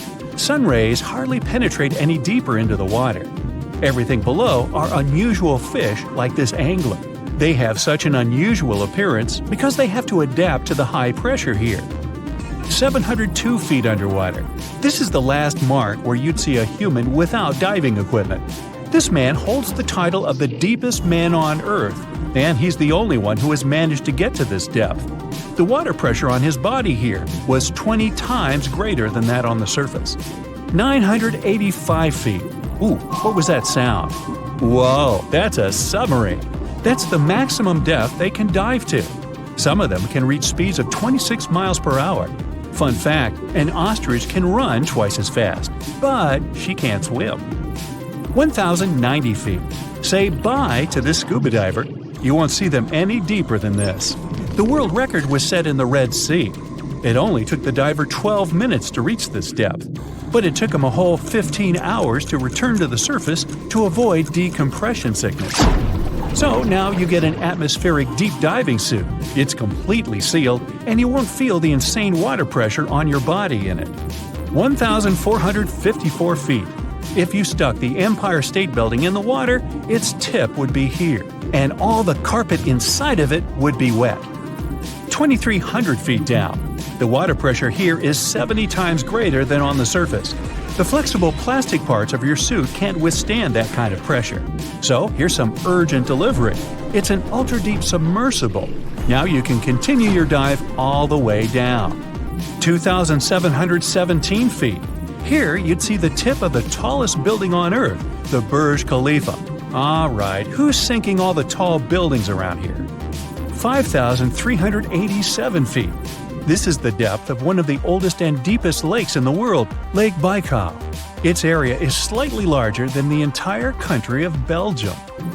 8,040 feet. That's the record depth the Perdido oil platform reaches in the Gulf of Mexico, and its above-water part with 3 decks is almost as high as the Eiffel Tower. 11,962 feet. This is the average depth of the Atlantic Ocean. You can see a huge tube as wide as a giraffe's neck, and it just seems to be endless. True, this cable connected Europe and North America and used to serve for telegraph communications. 12,303 feet underwater. Suddenly, in the darkness, you see the outline of a ship. No way! That's the Titanic itself. The intense water pressure would crush a person at this depth, so you can only dive down to the Titanic in a submarine. 13,123 feet. Whoa! Here would be the end of the deepest mine in the world, Imponen Gold Mine in Africa. But you still have deeper places to go. Let's speed up. 20,000 feet. Here you can see the deepest debris of an old ship. The USS Johnson sank more than 70 years ago. You can still clearly see the number 557 on its bow. 26,200 feet. Here, in this total darkness, you'll find the deepest fish in the world, the Mariana snailfish. They're as long as a domestic kitten and have almost transparent skin. Their eyes are poorly developed for vision because the sunlight never reaches this deep. 29,030 feet. If you take Mount Everest, flip it over, and stick it into the Marianas Trench, this is exactly where you'd see its tip. Even though this is the highest point on our planet, you'd still have a lot deeper to go. 35,755 feet down. Here, in the Challenger Deep, you'd still see life. You'd need a microscope for that, though. Bacteria living here feed on organic molecules, similar to oil. A little deeper? Congrats! You've touched the bottom. It's 36,070 feet deep. The pressure here is 1,071 times higher than on the surface. But you're not the first person to have been here. One of the last expeditions to the bottom of the Mariana Trench was in 2012. An American filmmaker descended here in a submarine he designed himself. But the pressure broke some of the engines, so it was hard for him to maneuver here. The sonar was also damaged, and some of the batteries drained. He was in the Challenger Deep for about 3 hours and took many pictures and videos. If you look closely at the bottom itself, you can see bubbles. It's carbon dioxide and liquid sulfur. It's freezing here because of the extreme pressure and temperature close to freezing. But there's still life here in these harsh conditions. The 3 microorganisms are most common here: xenophyophores, amphipods, and small sea cucumbers. There's so few of them because they don't have enough food down here. Usually, there's a lot of palm leaves on the ocean floor, which get there from the land. But the Mariana Trench is 124 miles from the nearest islands. So the only food here is old plankton and fish scales from the ocean's upper layers. But it needs to travel tens of thousands of feet to become food for the bottom dwellers. But can you go even lower into the crust of the Earth? Well then, you'll need to unleash your giant drill and fire up the jet engines. You're pushing another 36 miles through the Earth's crust, and here is its edge. You've entered the upper mantle. It's an ocean of hot lava, 1,800 miles deep. You have to literally swim through this, reaching the outer core, another 1,400 miles deep. Then you reach the inner core, another 755 miles, and congrats! You're at the very center of the Earth. I hate to ask, but how do we get out of here? Think you know what lurks in the depths of the ocean? While nearly 95% of our oceans haven't been explored yet, it's hard not to let your imagination run wild. But thanks to brave explorers, deep-sea cameras, and awesome archaeologists, we do know about some pretty incredible sea creatures living in our waters today, and millions of years ago. From the 9-foot spider crab to the 60-foot prehistoric megalodon, these sea dwellers come in all shapes and sizes. But let's focus on sea creatures famous for their huge size. Can you guess which living species of whale is the largest? Well, it's not the orca, but that's a good guess. The orca is a toothed whale that can grow to anywhere from 23 feet to 32 feet, which is slightly smaller than a school bus. How about the narwhal? Nope, they're not the biggest either. These unicorns of the sea live mainly in Arctic waters and only grow 13 feet to 20 feet in length, and that's including their 9-foot tusk. Tired of guessing? Okay, I give in. The largest whale that still exists today is the blue whale. At a jaw-dropping 82 feet to 105 feet, the blue whale is not only the biggest whale we know of, but is currently the largest animal to have ever lived on Earth. Seriously. These animals are bigger than a T-Rex, and even the prehistoric megalodon. If you were to put a blue whale next to a school bus, it would look like it could swallow it. Think about that. According to National Geographic, a blue whale's tongue can weigh the same as an elephant. And their hearts can weigh as much as a car. That doesn't even sound possible. It's no wonder these giants need to eat about 4 tons of krill every day. While there aren't too many animals living today that can compete with the blue whale's epic proportions, there is an entirely different species that is a good contender, and it's not quite what you would expect. It's a jellyfish. No, I'm not talking about the little jellyfish that wash up on the shore and ruin a perfectly good day at the beach. I'm referring to the lion's mane jellyfish, the biggest jellyfish around. This invertebrate can grow up to 120 feet long. They also come in different gorgeous colors like red, purple, or even shades of orange. As if their length wasn't impressive, the lion's mane jellyfish boast a whopping 8 sets of 70 to 150 tentacles. That means they can have up to 1,200 in total. And here's the giant oceanic manta ray, the largest type of ray in the world. Their wingspan can be longer than a bus. These guys can reach 30 feet in length. They also have the biggest brain compared to body size among all fish. Unlike their stingray cousins, mantas don't have venomous tails. And while the lion's mane jellyfish and the blue whale are yet to be beaten for the longest sea creature, there is one marine creature that can grow even larger in length. The Portuguese Physalia physalis, tentacles and all, can reach a length of 165 feet long, and that's according to mentalfloss.com. While this thing may look a lot like a jellyfish, it's actually known as a siphonophore, and there are hundreds and sometimes thousands of them that are genetically identical. Their long tentacles help the organism catch prey, and its sting is fatal to most animals, even humans in some cases. What's even creepier is that if one of the tentacles comes off the organism for whatever reason, it can float around the water for days before decomposing. Even if it's detached, this tentacle can still sting you. But don't go running out of the ocean just yet. Your chances of being hurt by a Portuguese Physalia physalis sting are pretty slim. However, if you do get stung, the side effects aren't pretty, with welts, stomach cramps, an elevated heart rate, and an upset stomach. While you don't want to go anywhere near these long creatures, they sure are pretty to look at. Check out all those colors. The Shastasaurus is the biggest marine reptile that has ever existed. These predators lived during the late Triassic period, about 210 million years ago.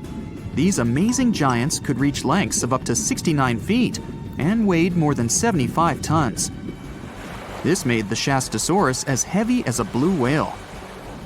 And if you could stand this creature up vertically, it'd be as tall as a 7-story building. Despite appearances, the Shastasaurus was actually pretty slim for its size. Its ribcage was only 6 feet across. You'd think that this big guy was chowing down on other dinosaurs, but that's not the case at all. This reptile survived on a diet that consisted of small fish and cephalopods, like octopuses and squids. The Albertonectes is a bright representative of the plesiosaur family, meaning that this marine reptile had a small head on an incredibly long neck and large flipper-like limbs that helped it move through the water. These creatures occupied the seas around North America 76 to 70 million years ago. The length of this sea monster could reach 38 feet, with its neck taking up 23 feet of that length. Its neck was a true record breaker. It had a whopping 76 bones in it. No other animal known to humankind has had so many vertebrae in its neck. Scientists aren't sure why they needed such a lengthy neck. They might have used it to collect shellfish off the seabed, or perhaps it helped them capture their main prey, fish and squids. This aquatic reptile also had gastroliths in its stomachs. Some of them were as big as 5.5 inches in diameter. The Tylosaurus belonged to the mosasaur family. It dominated the shallow seas of North America about 85 to 80 million years ago. This was an enormous predator, with the biggest representatives reaching 45 feet in length. It had a narrow hydrodynamic body with a blunt, powerful head that the animal used to ram and stun its prey. Its body was equipped with agile flippers and a long tail decorated with a maneuverable fin. The Tylosaurus was a carnivore, and its diet included not only fish, turtles, and small sharks, but also other mosasaurs, plesiosaurs, and flightless birds. Meet Ophthalmosaurus. This prehistoric reptile thrived during the late Jurassic period and lived in oceans all over the world. Ophthalmosaurus weighed somewhere around 6,000 pounds and grew to approximately 16 feet long, according to newdinosaurs.com. That's about the same length as the beluga whale that exists today. It's too bad these guys went extinct before we had a chance to see them ourselves, as their cartoonish wide eyes and dolphin-like features are pretty darn cute. Of course, the Ophthalmosaurus evolved over time to become ophthalmologists, or eye doctors that we know today. No, that's just a lie. Just testing you. The Mosasaurus is a truly gigantic predator that dominated the seas all over the world about 66 million years ago. According to fossil evidence, some specimens could be more than 50 feet in length. This fact makes the Mosasaurus the biggest marine carnivore of its time. One of the most terrifying things about this creature was its crocodile-like head, decorated with literally hundreds of razor-sharp teeth, neatly organized in 2 rows on both jaws. The thing is that it was pretty challenging for the Mosasaurus to grab its prey in the water.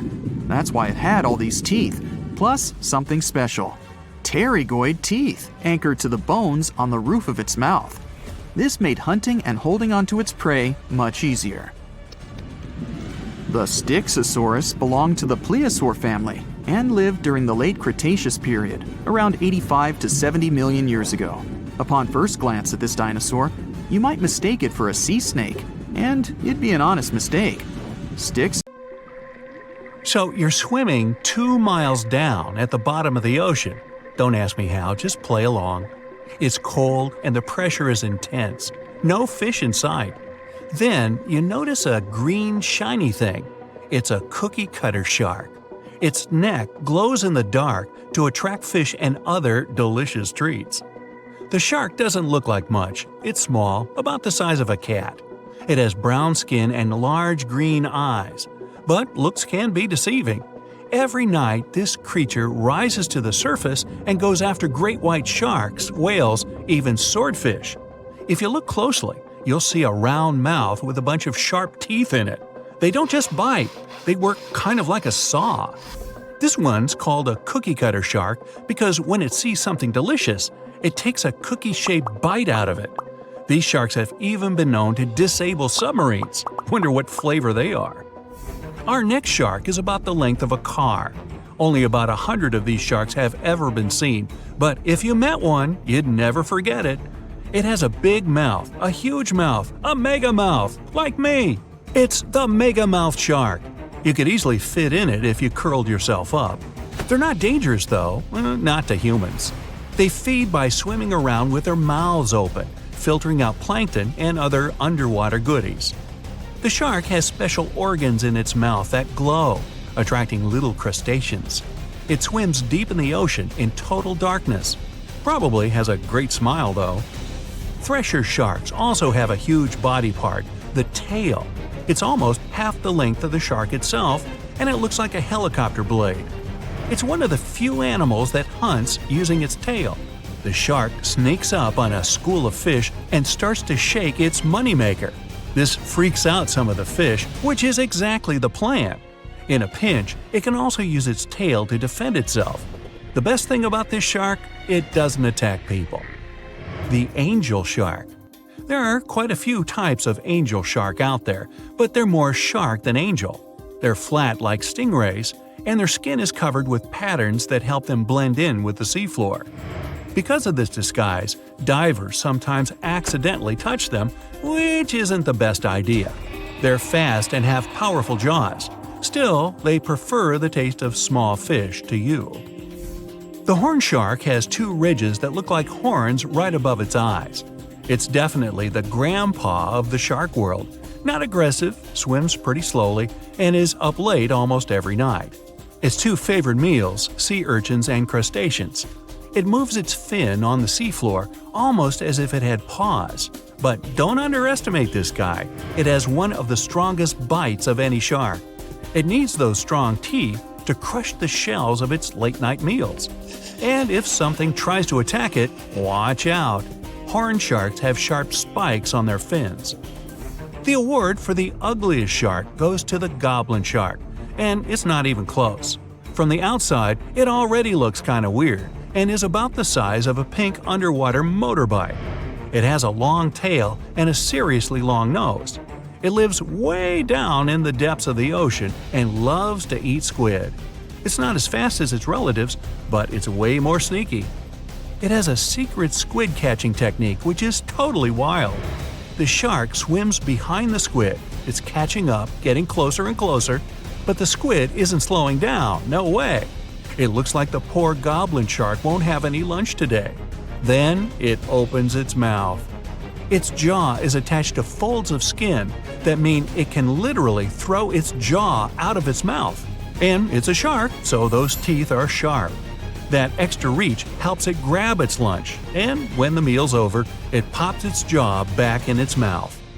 These sharks have been seen many times off the coast of Japan. They're actually named after the goblins in Japanese myths and fairy tales. There's only one thing out there cooler than a ninja shark. It's the ninja lantern shark. Imagine there's a tube you can slide down that takes you to the bottom of the ocean. It's too dark, you can't see anything.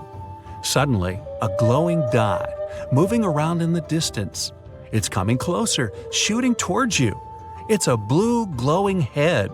Worse, it looks like this head doesn't have a body attached to it. The ninja lantern shark has black skin, so it's almost invisible in the dark. It's only the size of a human arm, but its small, sharp teeth are no joke. No one really knows why this shark glows. Maybe to attract tasty fish? Another theory out there is that it uses this light to communicate with its friends. It has friends? The hammerhead shark. These ferocious sharks can weigh up to half a ton. They live in tropical waters all over the world, and they're one of the most recognizable sharks out there. Their eyes really are located on the sides of their hammerhead. This means they can see in almost all directions. They even have special neck muscles to lift their head up and down just to see that little bit better. Their favorite food? Stingrays. You know, those flat things that swim along the seafloor, camouflaged to look like sand and bits of rock. Stingrays get by blending in with their surroundings. Danger mostly just swims by. But the hammerhead's eyes see everything. Uh-oh. Great white sharks, hammerheads, and other large sharks live for about 25 years. But one shark can live much, much longer. The Greenland shark can live anywhere from 300 to 500 years. It lives mostly in the North Atlantic and Arctic oceans. It loves to swim deep down where it's dark, so it uses its nose to sniff out food. Since it spends so much time down there, it's figured out how to withstand the strong pressure. It's one of the oldest living, largest, and slowest fish on Earth. Just imagine, you're on an Arctic cruise and you see one of these sharks moving slowly through the freezing cold water. It might be 400 years older than you. Most sharks are omnivorous. They can go after dolphins, other sharks, crabs, sea urchins, smaller or even larger fish, hot dogs. Kidding about the hot dogs. But the bonnethead shark is a bit different. It eats algae for about half its meals. It's actually related to the hammerhead shark, but its head looks more like a shovel. Can you dig it? If you see this guy swimming around, you might think it's a sea snake or a huge water worm. Frilled sharks like to swim way down at the bottom of the ocean, like a lot of sharks. When they're chasing something delicious, they move kind of like a snake. And just like a snake, they like to gulp down their lunch all in one piece. But that doesn't mean they don't have teeth. They have about 200 nice and sharp ones. The saw shark has a long, flat, and seriously spiky nose. Those teeth on its nose never stop growing. Each tooth is equipped with electric receptors to help the saw shark feel around for nearby fish, like a ship's radar. When dinner's nearby, the shark swims up and strikes with its nose, waving it around like a knight showing off his skills. Meanwhile, you won't have time to blink if this guy floats past. Did you see it? How about now? Meet the fastest shark in the world, the short-fin mako shark. It can swim up to 35 miles per hour. That doesn't seem that quick on land, but underwater, that's fast. Slower than a cheetah, but faster than most dogs. It's warm-blooded, which is super rare for a shark. That helps it swim to cold and distant places where an ordinary shark simply wouldn't survive. The swordfish goes much faster. It can swim up to 60 miles per hour. It's not a shark, but it's still an amazing creature. In a race, the swordfish will usually come out on top, but it's not just fast, it's ingeniously fast. It has a gland next to its nose that pumps out a special oil. This oil spreads through its nose and comes out through tiny holes. This special oil is waterproof, which lets the swordfish glide through the water at high speed. The stonefish. Stonefish aren't going to win any beauty contests, unless the pageant is for best rock look-alike. Their tiny unreflective eyes and rough skin blend in perfectly with their environment. A large head, an even bigger mouth, and a home full of, yeah, it's rocks. And just because you're on the beach doesn't mean you're safe. Stonefish can survive for 24 hours out of the water. Stepping on one or even handling one won't be that fun. Their dorsal fin spines have extremely strong venom. It shoots out when they get stepped on, and it can lead to paralysis or even heart failure. You'll need help fast. No wonder they're one of the most dangerous creatures in the water, or anywhere. Be careful when scrambling around rocky areas. They love to play hide and seek. The deep-sea dragonfish. If there were a prize for the most hideous fish in the ocean, the deep-sea dragonfish would win. With slimy, scaleless skin, massive teeth, and a face only a mother could love, this bad boy of the sea is nothing to mess with. It likes to swim between 700 feet and 6,000 feet below the surface of the ocean, where the waters are the darkest and coldest. Along with some other creatures on this list, the deep-sea dragonfish relies on its bioluminescent body parts to catch prey. It also uses its hanging appendage, which boasts a little red light on the end, coming out from its lower jaw. Many fish mistake this little light for prey, luring them right into the jaws of the deep-sea dragonfish. Very clever dragonfish. Very clever indeed. The fangtooth. The Mariana Trench is an underwater trench with a depth of 35,000 feet, nearly 7 miles below the ocean's surface. Let that sink in. While scientists know the Mariana Trench exists, it's one of the least explored places on Earth. It's also the deepest area of Earth's oceans. And although many creatures down there probably haven't even been seen by humans yet, scientists have had the creepy pleasure of getting to know the fangtooth. The fangtooth fish shamelessly lives up to its name. Just look at that thing. The fangtooth is carnivorous and feeds on just about anything it can find that gets caught in its sharp-toothed mouth. These fish rely on their contact chemoreception to find prey. In other words, they can sense chemical residue that comes off of other living organisms in the deep sea. This is because they don't have any light-producing cells on their bodies, unlike many other deep-sea fish. On top of all that, it's pretty dark down there, so whatever crosses their path, they chomp on. While these guys look pretty scary, they're not a threat to humans. They only grow about 7 inches long. Even so, I wouldn't want to run into one of these things during a relaxing swim in the ocean.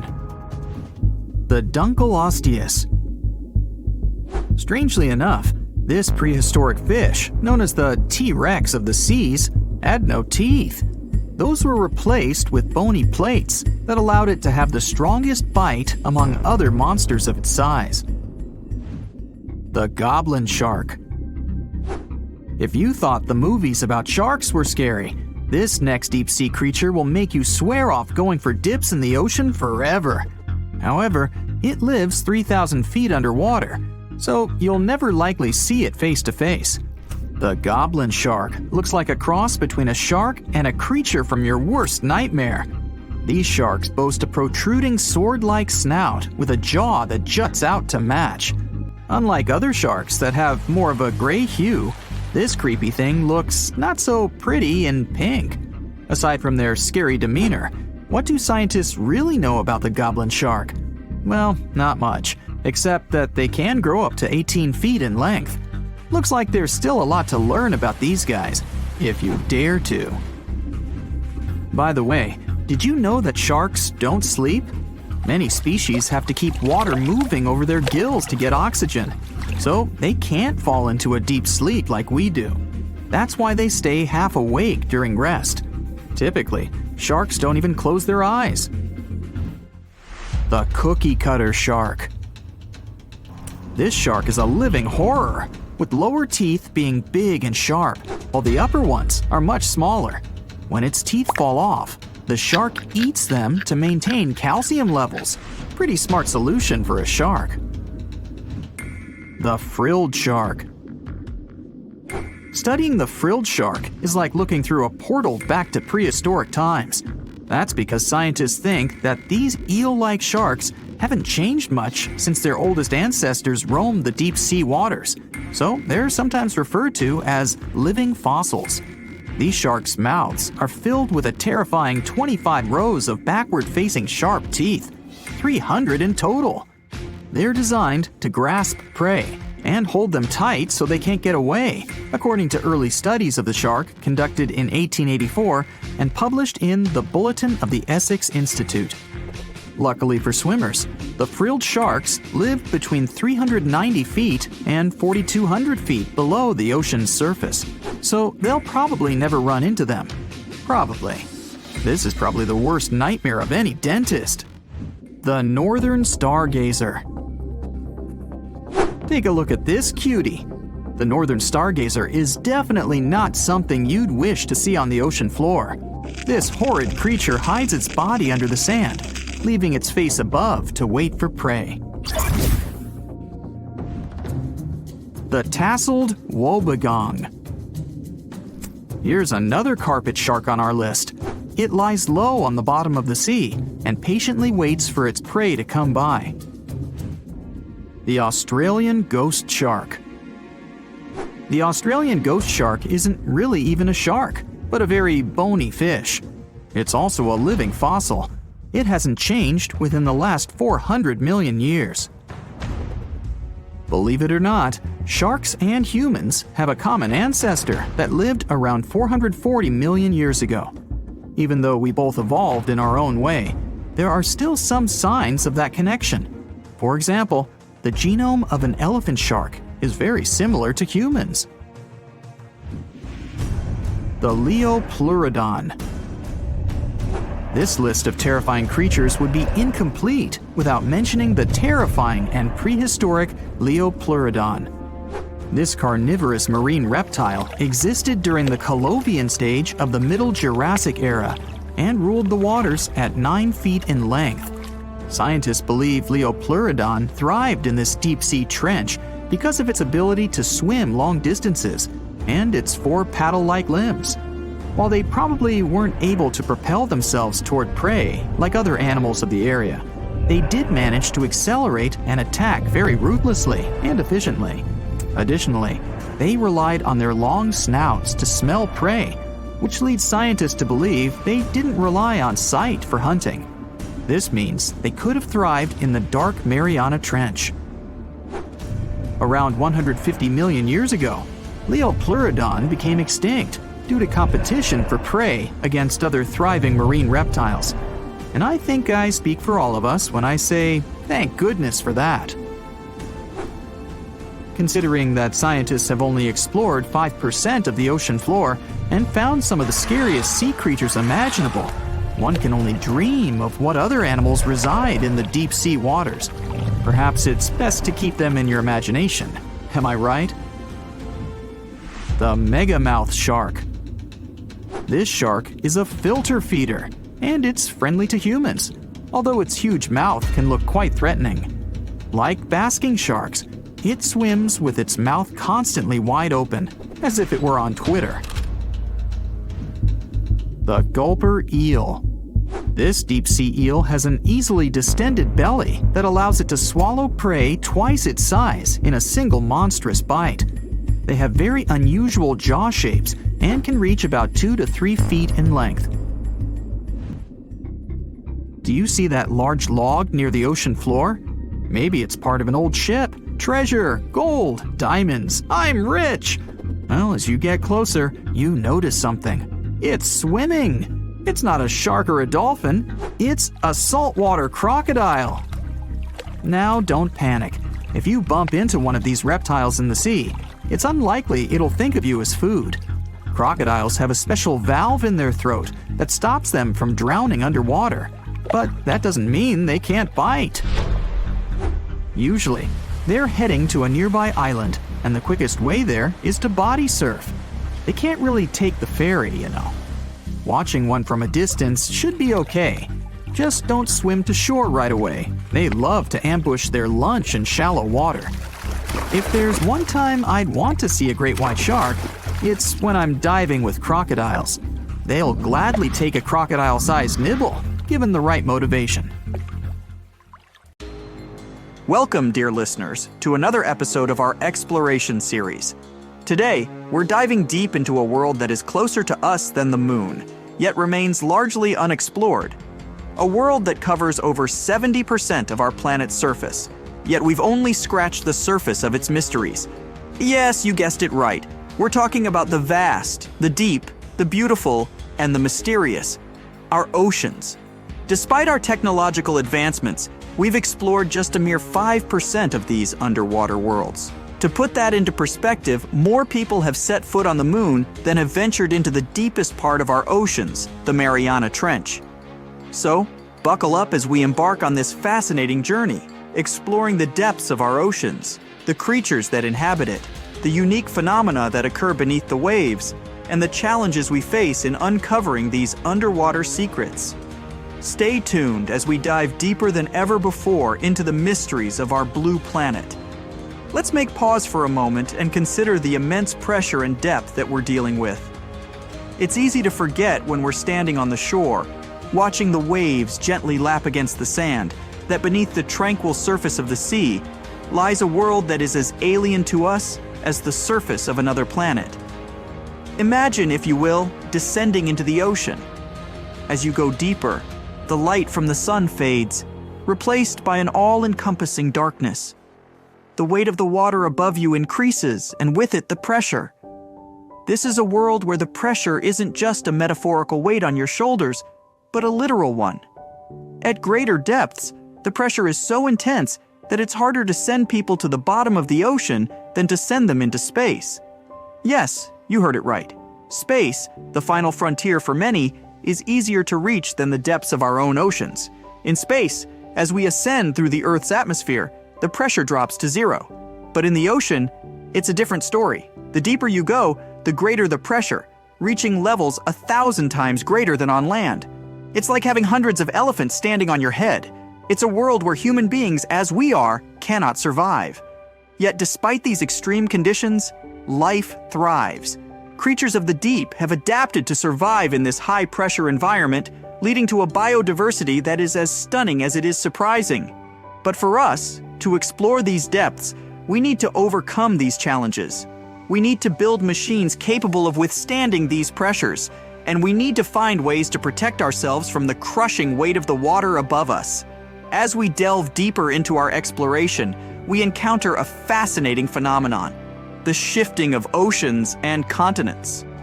The Earth as we know it has not always looked the same.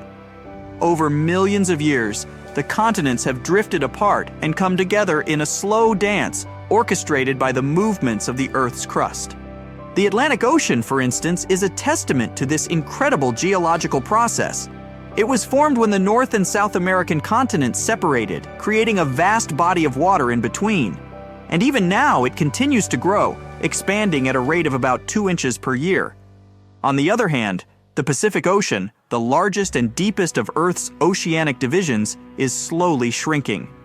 This constant, albeit slow shift in our planet's geography is a reminder of the dynamic nature of Earth. These movements not only shape the physical landscape of our planet, but also influence the distribution and evolution of species in our oceans. The shifting continents have created diverse habitats, leading to the evolution of a myriad of marine species, each adapted to their unique environment. The ocean is a treasure trove of natural wonders, many of which are as astounding as they are unexpected. Beneath the surface, there are features that rival, if not surpass, the grandeur of those we see on land. Consider, for instance, the existence of underwater lakes and rivers. Yes, you heard it right, lakes and rivers within the ocean itself. This seemingly paradoxical phenomenon is possible due to a combination of salt water and hydrogen sulfide, which is denser than the surrounding water. This denser mixture forms lakes and rivers that flow right inside the ocean, creating an otherworldly spectacle for those fortunate enough to witness it. And then, there's the world's biggest waterfall, not on land but underwater. Known as the Denmark Strait Cataract, it's located in the waters between Iceland and Greenland. Standing at an impressive 11,500 feet tall, it dwarfs the likes of Niagara Falls.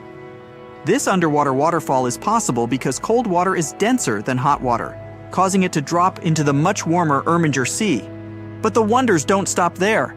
The longest mountain chain on Earth, the Mid-Ocean Ridge, is also hidden beneath the ocean surface. Stretching almost 40,000 miles long, it's a testament to the Earth's dynamic nature. Yet, despite its size, we've studied only about 1% of this underwater mountain range. We know less about this chain than we know about the surface of Mars or Venus. These features, hidden beneath the waves, remind us of the ocean's complexity and grandeur.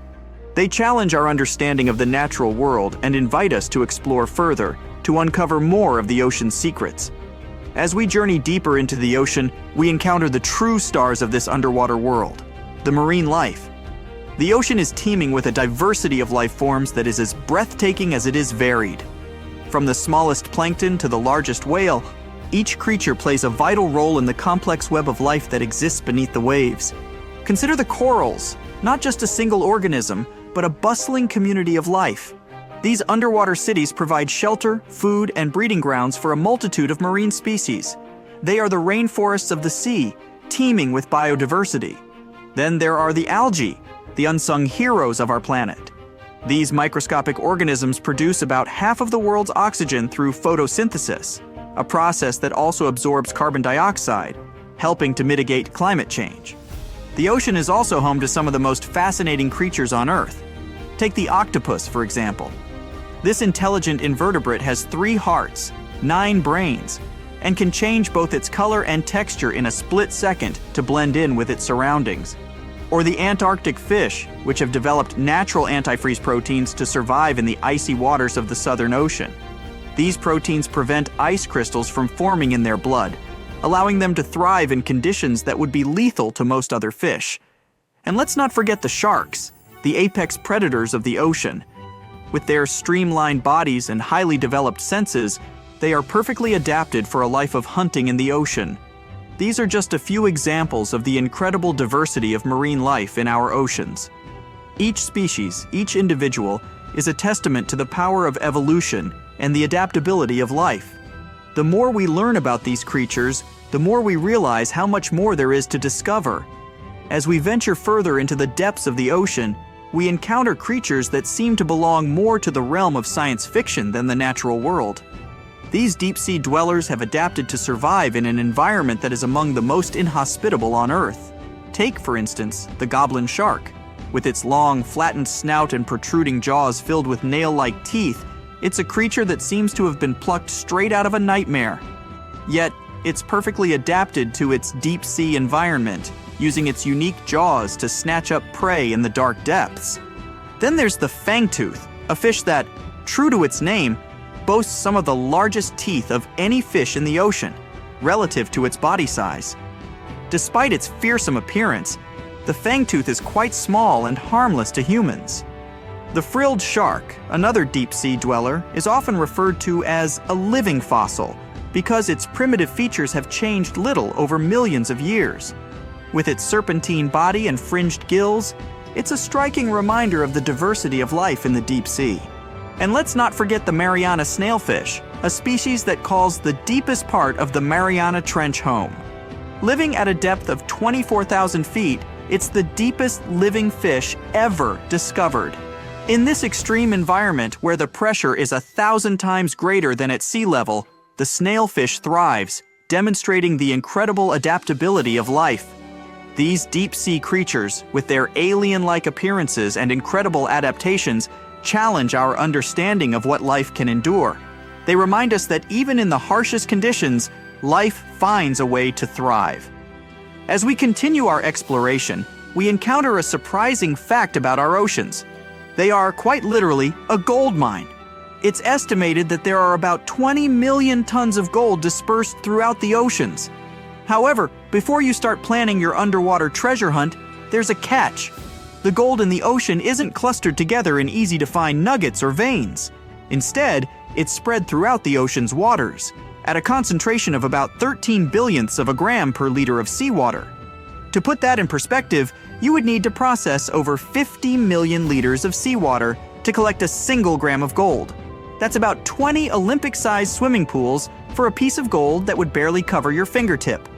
Even on the seafloor, where gold can accumulate in higher concentrations, it's still not an easy task to extract. The gold is embedded in rocks or mixed with other sediments, requiring extensive mining operations to collect. And that's not even considering the technical challenges and environmental impacts of deep-sea mining. So while our oceans are rich in gold, it's not a resource that we'll be able to tap into anytime soon. But it's a fascinating reminder of the wealth of resources that our oceans hold, many of which are yet to be discovered.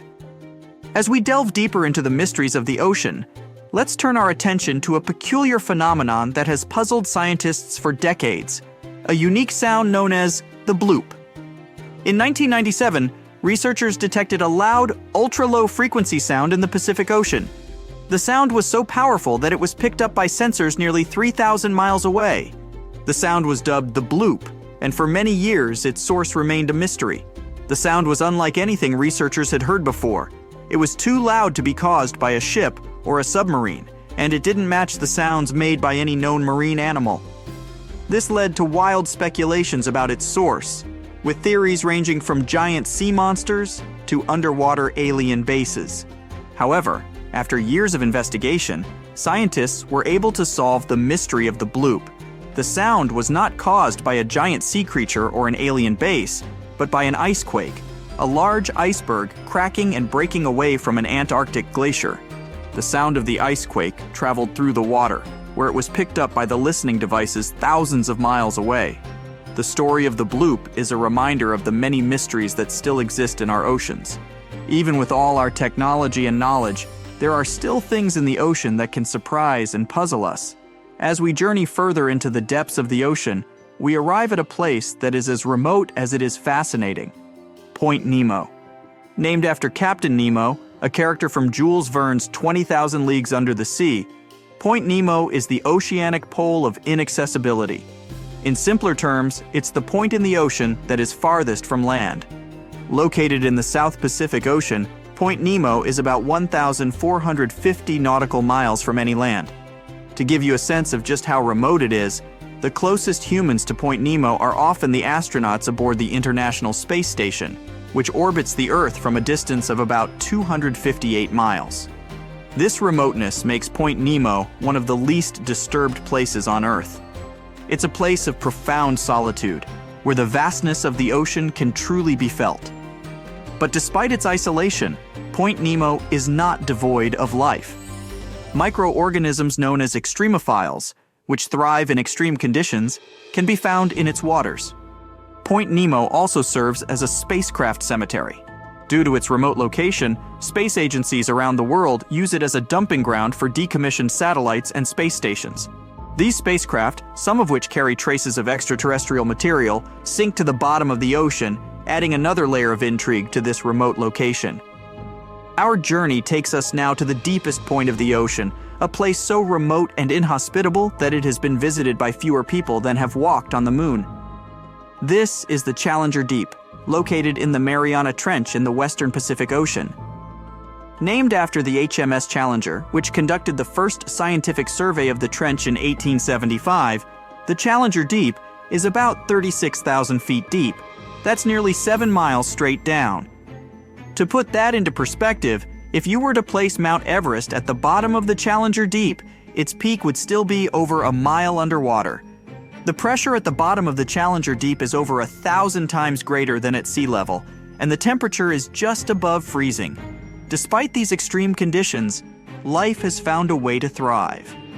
Scientists have discovered a variety of organisms that call the Challenger Deep home, including single-celled amoebas known as foraminifera, and a species of snailfish that is currently the deepest living fish ever discovered. Exploring the Challenger Deep is a formidable challenge. The immense pressure, low temperatures, and lack of light make it a difficult and dangerous environment to navigate. Yet these challenges have not deterred us from exploring this final frontier on Earth. From the bathyscaphe Trieste's first manned descent in 1960 to more recent expeditions using autonomous underwater vehicles, our quest to explore and understand the deepest part of our oceans continues. The Challenger Deep is a testament to the extremes that life on Earth can endure, and a reminder of how much we still have to learn about our planet. As we delve deeper into the mysteries of the ocean, we encounter life forms that have adapted to survive in some of the most extreme conditions on Earth. These extremophiles, as they are known, challenge our understanding of the limits of life and hint at the possibility of life beyond our planet. Take, for instance, the bacteria that thrive near hydrothermal vents on the ocean floor.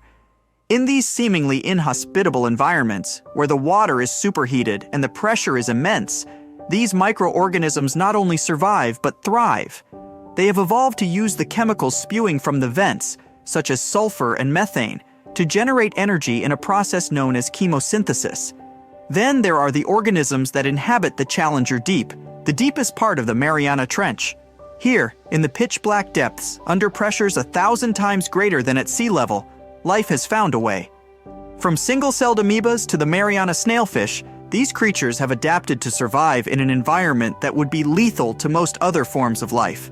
These extremophiles are of great interest to scientists, not just for what they can teach us about life on Earth, but for what they might reveal about the possibility of life on other planets. If life can survive in the extreme conditions of the deep sea, could it also exist in the icy oceans of Jupiter's moon Europa, or beneath the surface of Mars?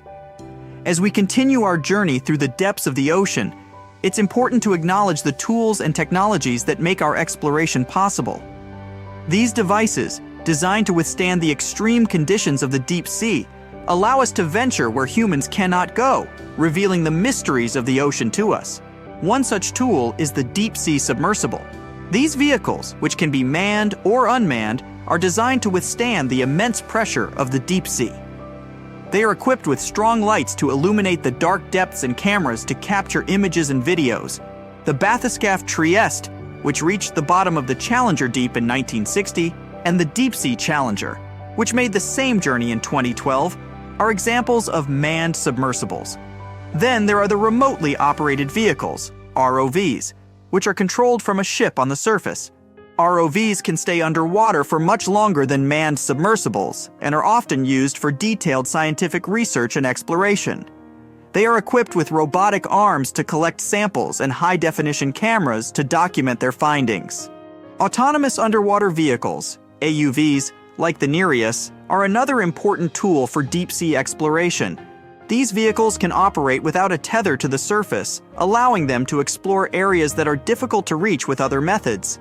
They use advanced navigation systems to move through the water and can be equipped with a variety of scientific instruments to collect data. These tools, along with advancements in sonar mapping and satellite technology, have revolutionized our understanding of the ocean.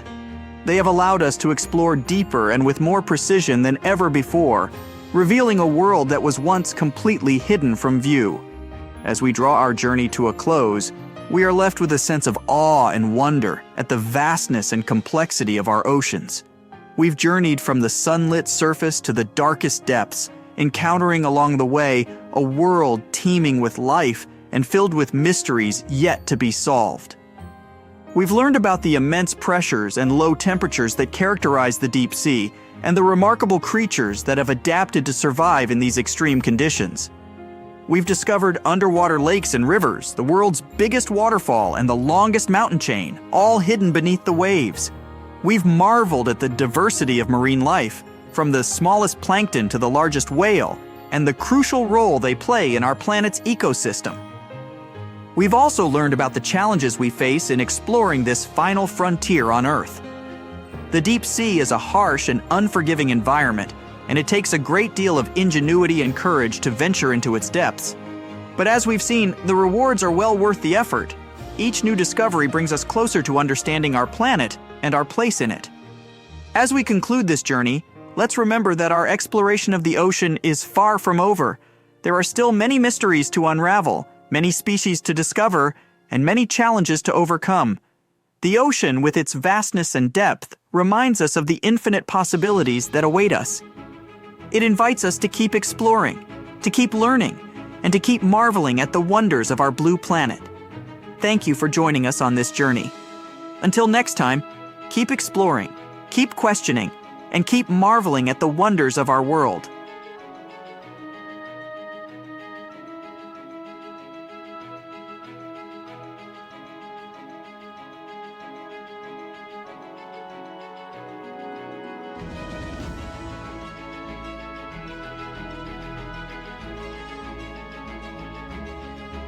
Ever wonder why, despite all our advancements in technology and science, there's a vast expanse of our own planet that we barely know about? Believe it or not, over 80% of our oceans remain uncharted territory. It's as if we've got this massive aquatic playground in our backyard, and we've barely scratched the surface. Also, did you know that only about 7% of our oceans have a special tag called Marine Protected Areas, or MPAs? How come this colossal body of water that envelops most of our planet is also among the most vulnerable and misunderstood spaces in the universe? Pressure has a lot to do with it. Our deep ocean is a beast of a place with no visibility, freezing temperatures, and pressure that's so intense that in certain areas it would make you feel like you're having the weight of 50 jumbo jets on your body. No wonder we're having an easier time sending people into space than to the bottom of the ocean. The deeper you go into the waters, the more pressure piles up. But let's not forget we have tech on our side, right?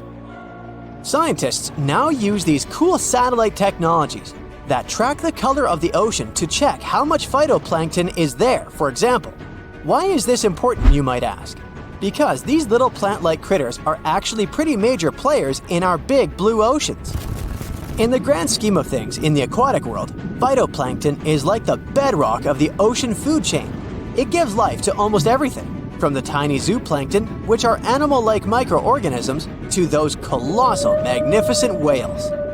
When these technologies first came around, satellites could get clear images of the ocean faster than a ship could take the same number of measurements in 10 years. But it's not all about looking at the ocean from space. Sometimes you gotta dive in there and see it for yourself. Thankfully, we've come a long way in ocean exploration tech too. We've got things like floats and drifters that ride the ocean currents while collecting data, and a whole fleet of underwater vehicles, some of which are manned, some remote controlled, and some even autonomous. Remember James Cameron, the guy who made the movie Titanic? He's super into exploring the ocean, and in 2012, he set a record by going down to the Mariana Trench in a vertical torpedo sub. He thinks there's nothing like being in the ocean and experiencing it firsthand. Other companies use a mix of technologies for their ocean explorations. It led them to discover amazing stuff like a deep-sea coral reef near Morocco, the only one still growing in the Mediterranean Sea. They've also discovered new species and documented ones previously thought to live only in the Atlantic. These efforts have convinced local authorities to declare some places as marine parks. As with most scientific areas, the road isn't without its bumps. These expeditions can cost quite a lot, and the lack of detailed maps and data only adds to the challenge. We can't always rely on bathymetric information, meaning the study of the ocean floor, because it's often not available. And that's the tricky part. We need to explore more to know more, but getting the funds for these kinds of projects can be tough when there are so many unknown variables.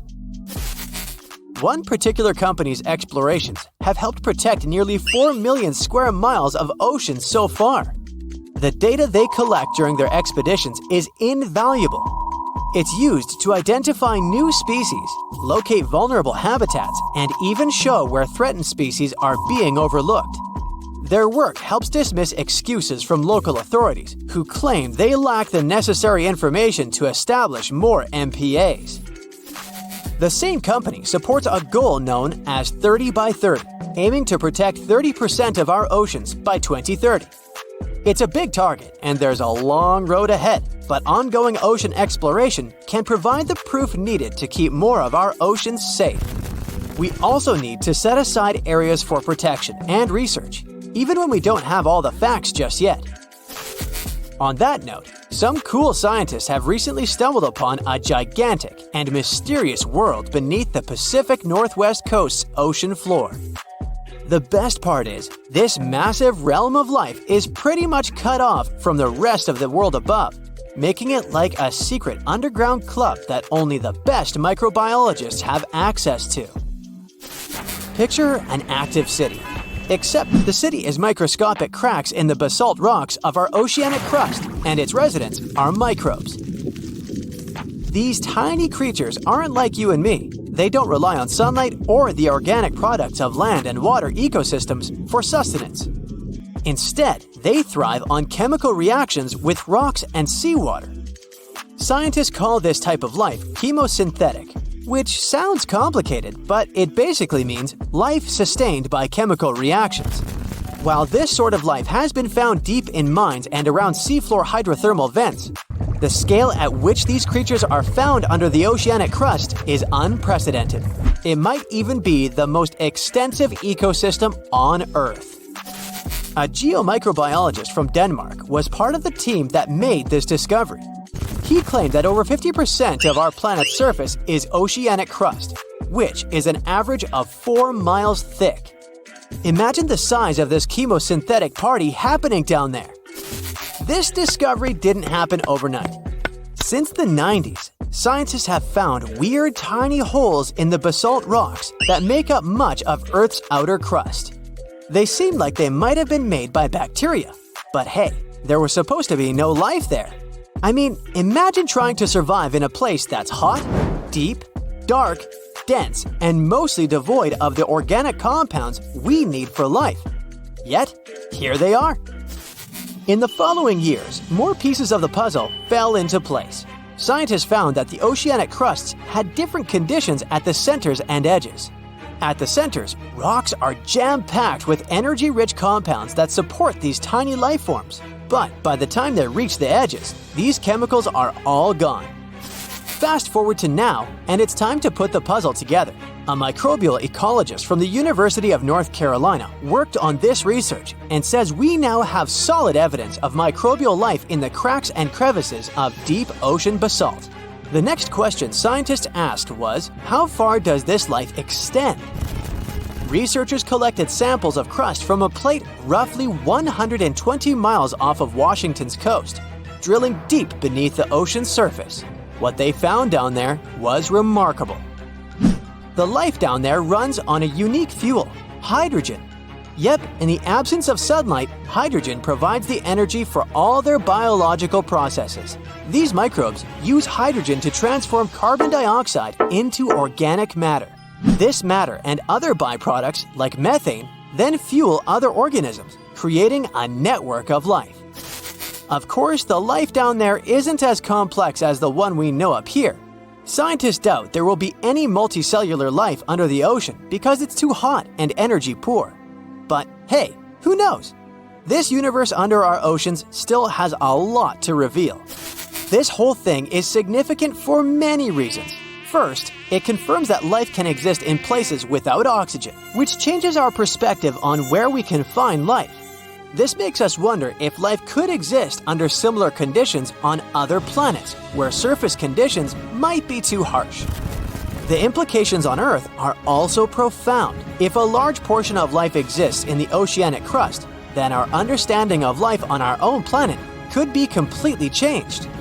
This exciting discovery stretches our understanding of life and prompts us to keep exploring the mysterious depths of our oceans, pushing the limits of our understanding. NASA is also in on the whole deep sea exploration project. Why? Shouldn't they be preoccupied with outer space? Because they're hoping to find hints about what the oceans on other planets might look like.